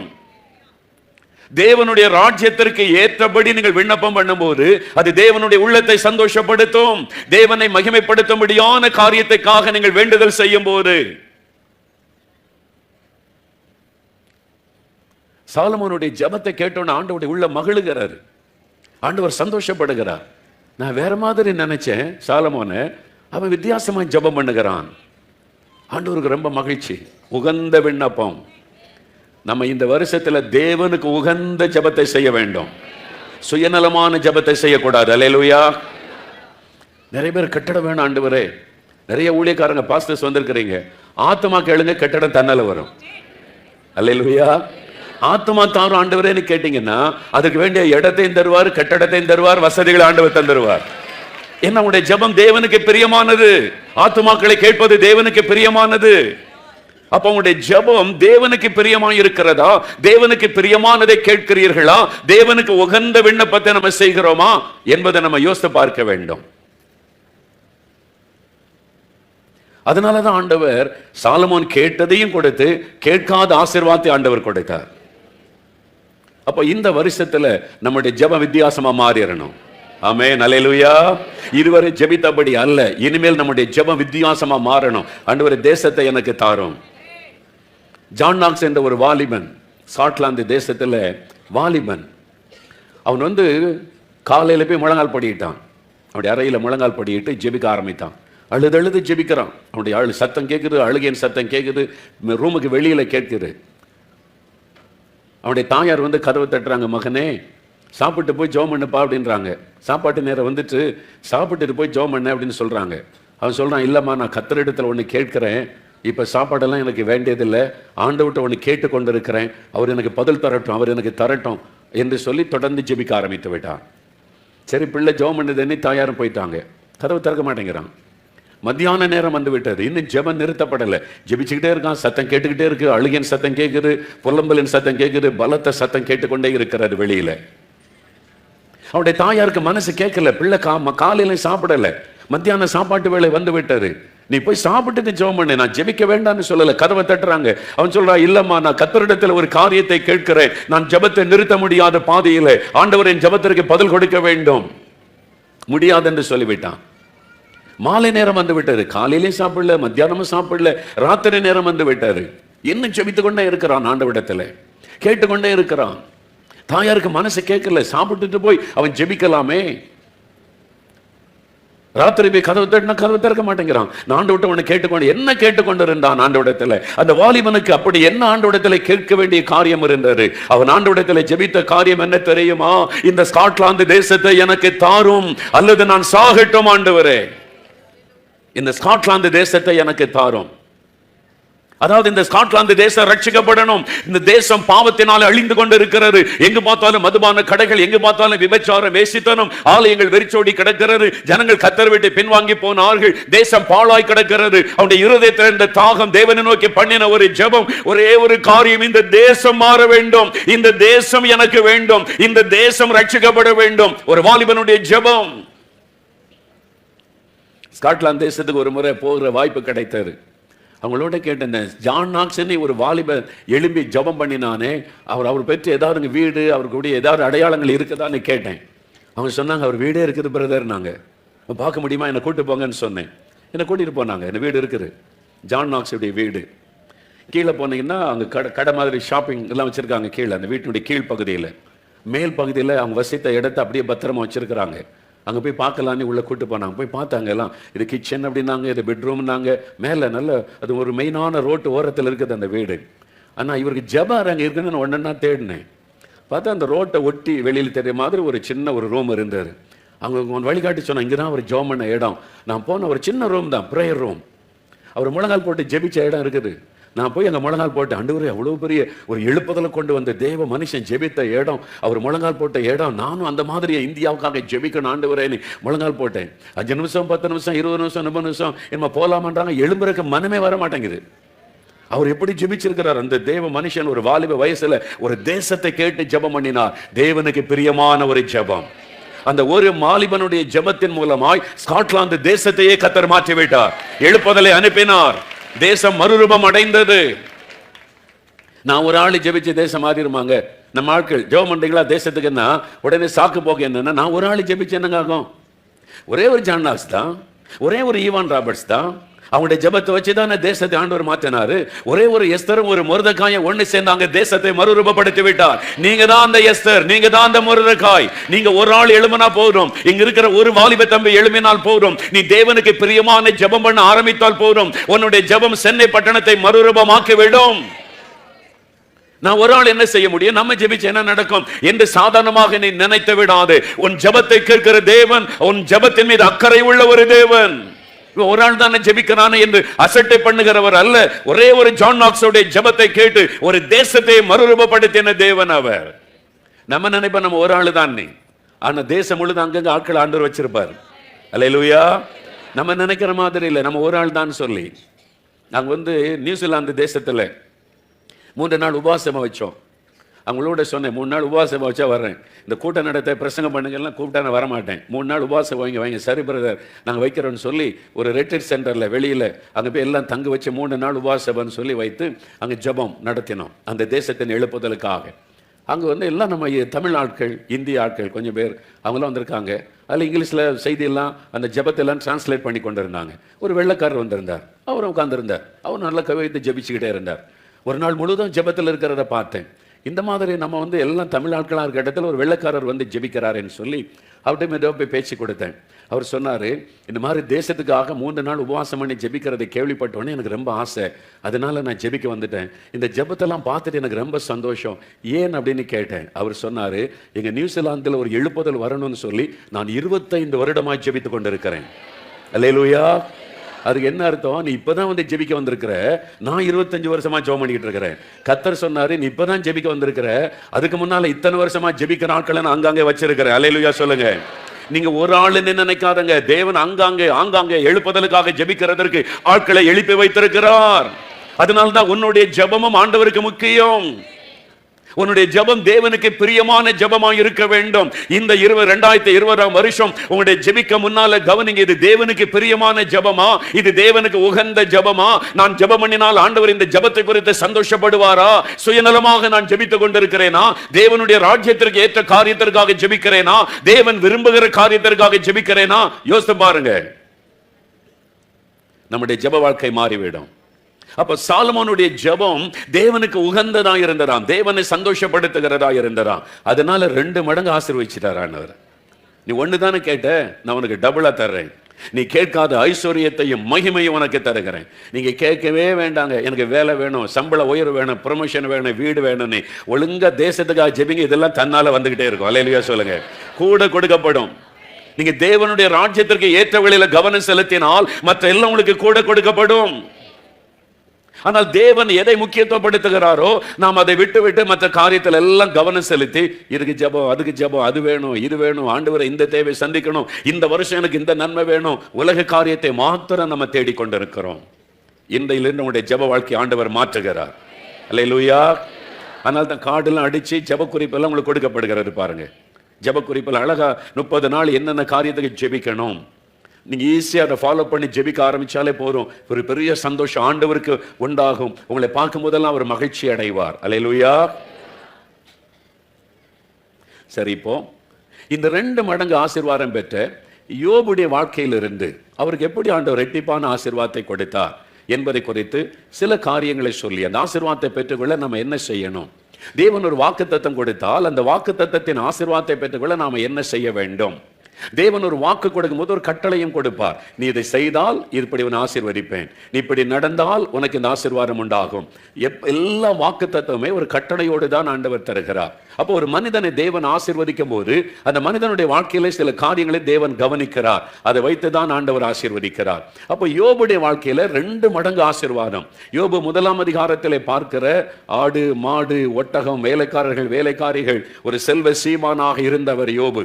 ஊத்ஸ் தேசம் முழுவதிலும் ரொம்ப பிரபலமான பெரிய பணக்காரராக இருந்தவர் யோபு. ஆனால் தேவனுக்கு பயந்து பொல்லாப்பிற்கு விலகி கர்த்தருக்கு பயந்து நடக்கிற இருதயம் உள்ள மனிதர் யோபு. அப்ப எல்லாருக்குமே தெரியும், யோபுனா தேவனுக்கு பயந்து நடக்கிறவர், பொல்லாப்புக்கு விலகுகிறவர், பாவத்திற்கு இடம் கொடாதவர், நீதி நியாயத்தின்படி நடக்கிறவர், நற்சாட்சி பெற்றிருந்தார். ஆண்டவருடைய நாமம் அவர் மூலமாய் மகிமைப்பட்டு கொண்டிருந்தார். அந்த தேசம் முழுவதிலும் பிரபலமான ஒரு மனிதனாய் இருந்தவர் இந்த யோபு. இந்த ஊத்ஸ் தேசம் எங்க இருக்குன்னு சில சரித்திர ஆசிரியர்கள் குறிப்பிட்டு சொல்றாங்க. இது அரபு தேசம். அந்த அரபு தேசம் இருக்கிற இடம் மத்திய கிழக்கு நாடுகள் பகுதியில் தான் என்று சொல்லுகிறார்கள். அதிலும் ஒரு சரித்திர ஒரு பைபிள் ஒரு ஸ்காலர் எழுதும் போது அந்த நாடுகளை பற்றி எழுதி ஏமன் என்கிற தேசத்தை ஒட்டி உள்ள பகுதி என்பதாய் குறிப்பிடுகிறார். ஏமன் ஓமன் தேசம் எல்லாம் இருக்குதுல்ல, அந்த பகுதி தான் என்பதாக ஒரு பைபிள் கமெண்டில் அவர் குறிப்பிட்டு இருக்கிறார். நான் இந்த ஓமன் தேசத்துல மஸ்கட்டுக்கு ஒழித்து போயிருந்தோம். அப்போ சொன்னாங்க, சலாலான்னு ஒரு பட்டணம் இருக்குது பிரதர், அங்கேயும் கூட்டம் நடத்த கூப்பிட்றாங்க, நம்ம தமிழாட்கள் இருக்கிறாங்க, எல்லா ஊழியரும் போயிருப்பாங்க. சலாலான்னு ஒரு இடம், 1 மணி நேரம் மஸ்கட்லேருந்து ஃப்ளைட்டில் போகணும். அங்கே போனால் இந்த அரபு நாடுகள் மாதிரியே தெரியல, நம்ம ஊர் கேரளா மாதிரி இருக்குது. தென்னந்தோட்டம், வாழைத்தோட்டம், வயல் நிலங்கள், என்னடா அது இந்த மாதிரி வித்தியாசமாக செழிப்பாக இருக்குது, பச்சை பசேர்னு இருக்குது, மழை பெய்யுது, ஜனங்கள்லாம் அதுக்கு நம்ம ஊரில் ஊட்டிக்கு கொடைக்கானல் போகிற மாதிரி அங்கே பல அந்த அரபு நாடுகள்லேருந்து ஜனங்கள்லாம் அங்கே வர்றாங்க, டூரிஸ்ட்டு. அப்போ தான் அவங்க சொன்னாங்க இது வித்தியாசமான இடம்னு சொல்லிட்டு. யோபு இங்கே தான் வாழ்ந்தான்னு சொல்கிறாங்க பிரதர். யோபுடைய கல்ற இருக்குது, உங்களை கூட்டி கொண்டு காமிக்கிறவனே கொண்டு போய் காண்பித்தாங்க. அங்கே இருக்குது யோபு. அது உண்மையாக யோபு கல்ற இல்லைன்னு என்கிட்ட கேட்காருங்க. அங்கே யோபு கல்றன்னு பாதுகாத்து வச்சிருக்கிறாங்க, எழுதி வச்சிருக்கிறாங்க. இங்கே தான் யோபு வாழ்ந்தான்னு சொல்கிறாங்க. அவ்வளோதான். நான் பார்த்துட்டு வந்தேன். என்ன ஓரளவுக்கு கணிக்க முடிகிறது என்றால், யோபுடைய புஸ்தகத்தில் 1ஆம் அதிகாரத்தில் ஒட்டகங்கள் ஆடுகள் மாடுகள், நான் அந்த இடத்துல பார்த்தேன். அந்த சலாலா அந்த இடத்துல அவுட்டரில் போனால் ஆயிரக்கணக்கான ஒட்டகம் ஒரே இடத்துல அங்கே தான் நான் பார்த்தேன். நான் thousands ஆஃப் கேமல்ஸ் ஒரே இடத்துல பெரிய மந்தையா நின்றதை பார்த்தேன். அது மாதிரி அரபு நாடுகள் போனால் ஒட்டகத்தை தான் பார்க்க முடியும், ஆடு மாடை பார்க்க முடியாது. இந்த சலாலான இடத்துல ஆட்டு மந்தை மாட்டு மந்தை அதெல்லாம் நான் பார்த்தேன். அப்போ பைபிளில் சொன்ன மாதிரியே அந்த இடம்லாம் இருக்குதுன்னு சொல்லி நான் ஆச்சரியப்பட்டேன். ஆனால் எப்படியோ யோபுன்ற ஒரு மனிதர் வாழ்ந்தது உண்மை. அவர் ஆண்டவருக்கு சாட்சியாய் வாழ்ந்தது உண்மை. அவர் மூலமாய் கர்த்தருடைய நாமம் மகிமைப்பட்டது உண்மை. தேவன் அவரை ஆசீர்வதித்து சீமானாய் வைத்திருந்தது உண்மை. அவ்வளவு பிரபலமான மனிதர் பாருங்க. 10 பிள்ளைகளை ஆண்டவர் கொடுத்திருந்தார். தேவனுக்கு பயந்து பொல்லாப்புக்கு விலகி நடக்கிற மனிதர். அவருடைய வாழ்க்கையில 1ஆம் அதிகாரத்தில் நம்ம பார்க்கிறோம், எல்லாவற்றையும் இழந்து போகிற சூழ்நிலை வருகிறாரு. ஒரே நாள்ல காலையில செல்வ சீமானாய் இருந்த யோபு மாலையில அவர் எல்லாவற்றையும் இழந்து போன நிலைமைக்கு வந்துட்டார். தெருவில் நிற்கிற நிலைமைக்கு வந்து விட்டார். ஆடுகள் போய்விட்டது, ஒட்டகங்கள் போய்விட்டது, மாடுகள் போய்விட்டது. அந்த காலத்துல சொத்துகள் அப்படிதான். இந்த காலத்துல இவர் பெரிய பணக்காரங்க. எப்படிங்க சொல்றீங்கன்னா, மெட்ராஸ்ல 4 பில்டிங் இருக்குங்க, 4 வீடு இருக்கு, 10 வீடு இருக்கு. இந்த காலத்துல அவருக்கு இத்தனை கார் இருக்குது, ஃபேக்டரி இருக்குது. அதெல்லாம் இந்த காலத்து கணக்கு. அந்த காலத்துல பணக்காரங்க கணக்கு என்னது? ஒட்டகம் இவ்வளவு நிறைய மந்தையா இருக்குது, ஆடு இருக்குது, மாடு இருக்குது, வேலைக்காரங்க இருக்கிறாங்க, வேலைக்காரிகள் இருக்கிறாங்க. அதுதான் யோபுடைய சரித்திரத்திலே பார்க்கிற காரியம். கிழக்கத்தி புத்திரர் எல்லாரிலும் அவர் பெரியவராயிருந்தார். அப்படி தேவன் அவரை ஆசீர்வதித்து மேன்மையாய் வைத்திருந்தார். நம்ம ஆசீர்வதிக்கப்பட்ட ஒருத்தருக்கு பிடிக்கவே பிடிக்காது. யார் அது? ஆமா, எதிராளியாகிய பிசாசு. நம்மளை கர்த்தர் ஆசீர்வதிச்சா அவனுக்கு பயங்கரமான கோபம் வரும், அவனுக்கு ஒரு பொறாமை வரும்.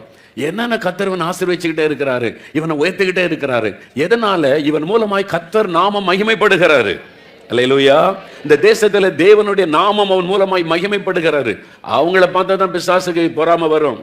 கர்த்தருக்கு யார் யார் மகிமையை கொண்டு வர்றாங்களோ அவங்கள பார்க்கும்போது தான் சாத்தானுக்கு கோபமும் எரிச்சலும் உண்டாகும். தேவன் யோபு மூலமாய் மகிமைப்படுவதை பார்த்த உடனே சாத்தானுக்கு ஒரு எரிச்சலும் கோபமும் பொறாமையும் உண்டானாரு. இவன் எப்படியாவது டிஸ்டர்ப் பண்ணணும், அவனுடைய சொத்துக்கள் எல்லாம் நம்ம இழக்க பண்ணணும். இதே யோபுடைய வாயினால கர்த்தர் எனக்கு என்ன பண்ணிட்டான்னு கேட்க வைக்கணும், ஆண்டவரை தூஷிக்க வைக்கணும், ஏதாவது பண்ணணும்னு சொல்லி ஒட்டகத்தை கொண்டு போயிடலாமா, மாடுகளை கொண்டு போயிடலாமா, மந்தையை அழிச்சிடலாமான்னு வருகிறான். ஒன்னையும் தொட முடியல, ஒன்றைய சாத்தானால தொட முடியல. ஏன்? கர்த்தர் வேலி அடைத்து வைத்திருக்கிறார். அல்லேலூயா. ஆண்டவர் வேலி அடைத்து பாதுகாக்கிறார். யோபுக்கு உண்டான எதையும் சாத்தானால் தொட முடியவில்லை. அவனுடைய சொத்துக்களை தொட முடியல, வீட்டை தொட முடியல. 10 பிள்ளைகள் இருக்கிறாங்க, பிள்ளைகளையாவது தொட்டுடலாமா அப்படின்னு பார்க்கிறான், தொட முடியல. எதையுமே அவனால தொட முடியல, எதற்குள்ளும் அவன் நுழைய முடியல. அந்த அளவிற்கு கர்த்தருடைய பாதுகாப்பு. ஏன் அந்த பாதுகாப்பு? அவன் தேவனால் நற்சாட்சி பெற்றிருந்தான். வெறும் கிறிஸ்தவங்களா இருந்தா ஆண்டவர் பாதுகாப்பு கொடுத்துருவார்னு நினைக்காருங்க. சாட்சி உள்ள வாழ்க்கை வாழணும். அல்லேலூயா. ஆமா, நற்சாட்சி பெற்றவர்களா ஆண்டவர் மகிமைப்படும்படியான ஒரு வாழ்க்கை வாழ்ந்தால் உங்களை சாத்தானால நெருங்க கூட முடியாது, தொட முடியாது. கர்த்தர் வேலி அடைத்து பாதுகாப்பா. அதனால சாத்தான் பார்த்தான், இந்த யோபை டிஸ்டர்ப் பண்ணனா ஒரே வழி கர்த்தர்கிட்ட தான் போய் உத்தரவு கேட்கணும். நேர பரலோகத்துக்கு வந்துட்டான், தேவனுக்கு முன்னால போய் நிற்கிறான். அவன் அங்கே இருந்த ஆள் தானே சாத்தான், ஒரு காலத்தில் அங்கே இருந்தவன் தானே. அங்கே தானே ஆண்டு தள்ளி போட்டா, அதனால அங்கே மறுபடியும் போயிருக்கிறான். போய் கர்த்தரிடத்தில் பேசி யோபை சோதிக்கிற ஒரு அனுமதியை பெற்று விட்டான். ஆண்டவர் அந்த சவாலை ஏற்றுக்கொண்டார். சரி யோபு, நீ யோபு மேல கை வச்சு பாரு, அவன் தன் உத்தமத்திலே நிற்பான், என்னை மறுதலிக்க மாட்டான், என்னை குறை சொல்ல மாட்டான், என்ன நடந்தாலும் அவன் என்னை மகிமைப்படுத்துவான் அப்படின்னு ஆண்டவர் சவாலை ஏற்றுக்கொள்கிறார். அல்லேலூயா. இந்த சாத்தானுக்கு ஆண்டவருக்கும் போட்டி வந்தா இடையில மாட்டிக்கிறது நம்ம தான்.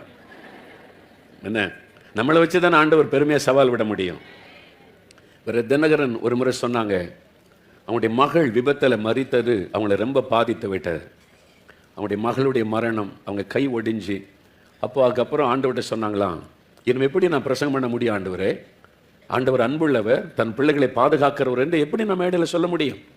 என் மகளையே நீங்கள் பாதுகாக்கலை, மற்றவங்க அப்படி தானே சொல்லுவாங்க. நான் எப்படி நீங்கள் அன்புள்ள ஆண்டவர், பாதுகாக்கிற ஆண்டவர்னு நான் எப்படி பிரசங்கம் பண்ண முடியும்? என்னால் முடியாது. ரொம்ப மனம் சோர்ந்துட்டாங்க, வெளியே வரல, வீட்டிலே இருந்தாங்க. ஆனால் ஆண்டவர் மேல் உள்ள அன்பை விடவில்லை. குடும்பமாக ஜெபம் பண்ணுவாங்களாம். தம்பி பால், சிஸ்டர் அவங்க முழங்கால் போட்டு டெய்லி குடும்ப ஜெபம் செய்வாங்களாம். அதில் தவறாமல் செய்திருக்கிறாங்க. ஒரு நாள் ஒரு மீட்டிங்கில் அந்த அனுபவத்தை சொன்னார்கள். டெய்லி பாட்டு பாடி குடும்ப ஜெபம் மட்டும் பண்ணுவாங்க. மனம் சோர்ந்து போய் இருந்தார். அவங்களுக்குள்ள பல கேள்விகளாக இருந்தார். ஒரு நாள் அவங்க குடும்ப ஜெபம் பண்ணிக்கிட்டு இருக்கிறாங்க, அவங்க ஃபேமிலி, அவங்க மட்டும் உட்கார்ந்து முழங்கால் போட்டு ஜெபித்து கொண்டு இருக்கும்போது இயேசு பிரத்யட்சமாய் வந்தாராம். நேரடியாக வந்து கேட்டாராம், மகனே, உன் மகளை நான் எடுத்துக்கொண்டதுனால நீ மன சோர்ந்து போனாயோ? உனக்குள்ள பல கேள்வி எழும்பி இருக்கிறது அல்லவா? அப்போ நான் ஏன் இந்த காரியத்தை அனுமதித்தேன்? ஆண்டவர் சொன்னாராம், சாத்தான் என்னிடத்தில் வந்து சவால் விட்டான். நீர் அவனை பயன்படுத்த காரணம், அவனுக்கு எல்லா ஆசீர்வாதம் கொடுத்துருக்கிறீங்க, பிள்ளைகள் கொடுத்துருக்கிறீங்க, நல்ல வேலை கொடுத்துருக்கிறீங்க, நல்ல வருமானம் கொடுத்துருக்கீங்க, ஆசீர்வதிக்கிறதுனால தான் இயேசு நல்லவர்னு பாட்டு பாடி ஊரெல்லாம் சாட்சி சொல்கிறாரு. மகளை எடுத்துட்டா அவ்வளோதான், அவர் ஊழியம் செய்ய மாட்டார், உம்மை உயர்த்தி காண்பிக்க மாட்டார். சாத்தான் சவால் விட்டான். அதனால இல்லை, என் மகன் அப்படி அல்ல, என்னை தான் அதிகமாக நேசிக்கிறான், தன் பிள்ளைகளை காட்டில் என்னை தான் அதிகமாக நேசிக்கிறான். அவன் மகளை எடுத்தால் கூட இயேசு நல்லவர்னு பிரசங்கம் பண்ணுவான். ஆண்டவர் சவால் விட்டார். அதனால ஆண்டவர் அனுமதி கொடுத்தாராம் மகளை எடுத்துக்கன்னு சொல்லி. ஆண்டவர் பிரத்யட்சமாக வந்து சொன்னார், மகனே, உன்னை நம்பி நான் சாத்தானிடத்தில் சவால் விட்டு இருக்கிறேன், என் மகன் இன்னும் தீவிரமாக எனக்கு ஊழியம் செய்வான் அப்படின்னு சொல்லி நான் உன் மேலே வைத்த நம்பிக்கையில் சாத்தானிடத்தில் சவால் விட்டேன். நீ என்னை சந்தோஷப்படுத்த போகிறாயா, அவமானப்படுத்த போகிறாயா? அப்போதான் சகோதரர் தினகரன் தீர்மானம் பண்ணாங்க, ஆண்டவரே, உம்மை வெட்கப்பட நான் விட மாட்டேன், நான் முன்னிலை தீவிரமாக ஊழியம் செய்வேன், நீர் நல்லவர் நல்லவர் நல்லவர் என்று இன்னும் நான் பறைசாற்றுவேன் அப்படின்னு சொல்லி மறுபடியும் ஊழியத்திற்கு அவங்க எழுப்பினான். இது அவங்களே சொன்ன ஒரு காரியம். இன்னைக்கு நம்முடைய வாழ்க்கையில் கூட சில சமயம் கேள்வி கேட்குறேன், ஏன் எனக்கு இப்படி நடந்துச்சு, ஏன் இவங்க வீட்டில் இந்த மரணம் நடக்கணும், ஏன் இந்த ஊழியக்கார வீட்டில் அப்படி நடக்கணும், ஏன் இவங்க கத்தரை நேசித்தாங்களே ஏன் இப்படி நடக்கணும், பல கேள்வி எழுப்புகிறோம். என்ன நடந்தாலும் கத்தருக்கு ஸ்தோத்திரம். யோபு பாருங்கள், இவ்வளவு நடந்துக்கிறது. பிள்ளைகளை இழந்துட்டார், சொத்துக்களை இழந்துட்டார், இப்ப அவமான மதிப்பு மரியாதை எல்லாவற்றையும் இழந்து, அவர் சரீர சுகத்தை கூட இழந்து சாம்பல் உட்கார்ந்திருக்கிற நிலைமையில சொல்லுகிறார், கத்தர் கொடுத்தார், கத்தர் எடுத்தார், கத்தருடைய நாமத்திற்கு ஸ்தோத்திரம். ஆண்டவரே, ஏன் இப்படி நடந்தது என்று கேட்கவில்லை. இழப்பிலும் அவர் தேவனை துதித்தார். அதற்கு காரணம் என்ன தெரியுமா? யோபு எல்லாத்தையும் இழந்து போன நிலைமையில ஆண்டவரை துதிக்க காரணம் என்ன தெரியுமா? ஏன் நம்ம அநேக சமயத்தில் சோர்ந்து போய் ஆண்டவரை கேள்வி கேட்கிறோம்? எக்ஸாம்ல ஒரு மார்க் குறைஞ்சிட்டா கேள்வி இல்ல, ஒரு மார்க் குறைஞ்சிட்டா எனக்கு எப்படி ஒரு மார்க் குறைஞ்சது, நான் எவ்வளவு ஜெபம் பண்ண, எவ்வளவு விசுவாசமா இருந்தேன், நான் சாட்சியெல்லாம் சொல்லுவேன், நீ பொருத்தனை பண்ணன, எனக்கு ஏன் ஒரு மார்க் குறைஞ்சிரு, இனி ஜெபமே பண்ண மாட்டேன். நீ ஜெபம் பண்ணதே எக்ஸாம் மார்க்குக்கு தானே, தேதி அறிவிச்ச பிறகு தானே உன் பக்தியே வந்துச்சு. நிறைய வாலி பிள்ளைகளை பாருங்க, +2ல எக்ஸாம் தேதி அறிவிச்ச உடனே பக்தி வந்துடும். ஜெபம் என்ன, உபவாசம் என்ன, பைபிள் என்ன, எக்ஸாம் முடிஞ்சோடனே எல்லாம் மாறி போயிடும். அப்படிதான் இருக்கும் பக்தி. அதனால ஒரு மார்க்க குறைஞ்ச ஆண்டவர் கேள்வி கேட்பாரு, ஏன் எனக்கு இப்படி நடக்கணும்? நான் சர்ச்சுக்கு போறேன், தசமா கொடுக்குறேன், ஒழுங்கா போறேன், ஆல் நைட் பிரேயர் போறேன், எழுப்புதலுக்காக ஜெபிக்கிறேன், ஏன் எனக்கு இப்படி நடந்தது அப்படின்னு நம்ம கேள்வி எழுப்புகிறோம். யோபு எல்லாத்தையும் இழந்த போதிலும் கர்த்தருக்கு ஸ்தோத்திரம் அப்படின்னு சொல்ல காரணம் என்ன? தன் வாயின் வார்த்தைகளினால் தேவனை அவன் குறை சொல்லவில்லை, பாவம் செய்யவில்லை என்று வேதம் சாட்சி கொடுக்கிறாரு. காரணம் என்ன? தன்னுடைய பிள்ளைகளை விட, தன்னுடைய சொத்துக்களை விட, தன் சரீரத்தை விட, தன்னுடைய மதிப்பு மரியாதையை விட அவன் கர்த்தரை அதிகமாய் நேசித்தான். அல்லேலூயா. நீங்க இயேசுவை இந்த வருஷம் அதிகமாய் நேசிக்க ஒப்பு கொடுங்க. இயேசு மேல நீங்க வைத்திருக்கிற அன்பு எப்படிப்பட்டதா இருக்கிறாரு? அவர் ஒன்னு தருவார் என்பதற்காக நேசிக்கிறீங்களா? எனக்காக அவர் சிலுவையிலே மரித்திருக்கிறாரு, அதற்காக அவரை நேசிக்கிறேன் என்று நாம நேசிக்கிறோமா? யோசித்து பாருங்க. எதற்காக நம்ம இயேசுவை நேசிக்கிறோம்? ஆண்டவர் மேல வைத்திருக்கிற அன்பு எப்படி இருக்கிறது? ஆண்டவர் மேல வைக்கிற விசுவாசம் வேறு, அன்பு வேறு. நிறைய பேர் விசுவாசிக்கிறேன்னு சொல்லுகிறோம், நல்லது. நீங்கள் விசுவாசித்து எதிர்பார்த்த ஒரு காரியம் நடக்காதபடியினால் முறுமுறுக்க ஆரம்பிக்கிறோம், கேள்வி கேட்க ஆரம்பிக்கிறோம். ஏன் ஆண்டவர் எனக்கு செய்யவில்லை என்று சொல்லுகிறோம். ஆண்டவருடைய அன்பையே சந்தேகப்படுகிறோம். ஏன்? ஆண்டவரை விட அவர் கொடுக்கிற ஆசீர்வாதத்தை ரொம்ப நேசிக்கிறோம். உங்க பிள்ளைகளை விட நீங்க ஆண்டவர் அதிகமா நேசிக்கிறீங்களா? உங்க வேலையை விட ஆண்டவர் அதிகமா நேசிக்கிறீங்களா? உங்களுடைய சொத்துக்களை விட ஆண்டவர் அதிகமா நேசிக்கிறீங்களா? உங்களுடைய சரீரத்தை நேசிப்பதை விட ஆண்டவர் அதிகமா நேசிக்கிறீர்களா? அப்ப என்ன நடந்தாலும் நீங்க ஆண்டவரை துதிக்க ஆரம்பிப்பீங்க. அல்லேலூயா. நீங்க ஆண்டவர் மேல வைத்திருக்கிற அன்பு எப்படிப்பட்டதா இருக்கிறது? ஒரு சுயநலமான ஒரு அன்பு. ஆண்டவரிடத்துல போனா எனக்கு இதை தருவார், எனக்கு வெற்றி தருவார், எனக்கு வேலை தருவார், எனக்கு ஒரு வீடு தருவார், எனக்கு சுகம் தருவார், நான் கேட்கிற நன்மையை தருவார் என்பதற்காக ஆண்டவரை நேசிக்கிறவர்கள் தான் எனக்கு அதிகம். ஒண்ணுமே எனக்கு தராவிட்டால் கூட நான் இயேசுவை நேசிக்கிறேன் என்று உங்களால் சொல்ல முடியுமா? எல்லாவற்றையும் இழக்க நேர்ந்தாலும் என் இயேசு நல்லவர், என் இயேசு நல்லவர், என் நேசர் அன்புள்ளவர், என் இயேசுவை போல வேறு ஒருவரும் இல்லை என்று உங்களால் சொல்ல முடியுமா?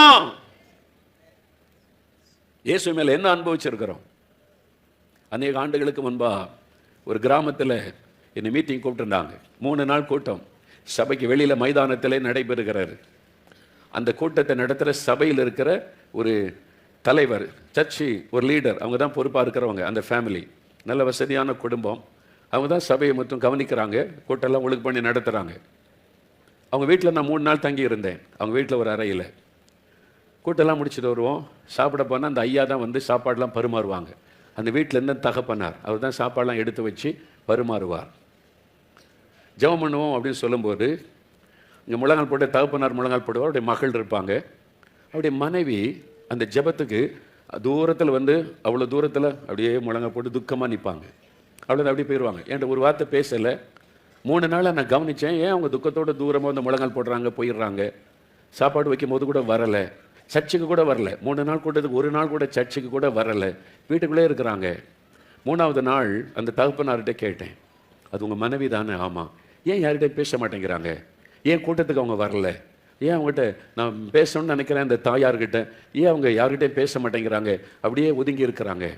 அந்த தகப்பனார் சொன்னார், ஐயா என் மனைவி ரொம்ப பக்தி உள்ளவள், தினம் சர்ச்சுக்கு போவா, டெய்லி சர்ச்சுக்கு போயிடுவா, ஜெபம் பண்ணுவதற்கு போய் விடுவாள், தினம் போய் ஏதாவது ஊழியம் செய்வா, பெண்கள் எல்லாம் கூப்பிட்டு வைத்து ஜெபிப்பாரு, சிறு பிள்ளைகளை கூட்டி வைத்து ஜெபிப்பாரு, இயேசு மேலே ரொம்ப அன்பாக இருந்தா, தினம் ஆலயத்துக்கு போயிடுவா, எல்லாமே செய்து கொண்டு இருந்தா, கூட்டம் நடத்தின மாதிரி ஊழியர்கள் வரும்போது அவள் தான் உற்சாகமாக இருந்து எல்லாமே செய்வாள். சில வருஷத்துக்கு முன்னாலே என்னுடைய பிள்ளைகளை ஒரு வாலிப மகன் வியாதிப்பட்டு மரித்து விட்டான். அவனுக்காக இவ்வளோ ஜெபம் பண்ணான், ஆனால் அவன் மரித்து விட்டான். அவனுடைய மரணத்திற்கு பிறகு ஏன் ஆண்டவர் என் மகனை எடுத்துக்கொண்டார்? ஏன் நான் இவ்வளோ ஊழியம் செய்தேனே, இவ்வளவு ஆண்டவர் மேல் அன்பாக இருந்தேனே, விசுவாசமாக இருந்தேனே, ஏன் என் மகனை அவர் எடுத்துக்கொள்ள வேண்டும் என்று சொல்லி அதோடு அவர் ஆலயத்துக்கு வருவதில்லை.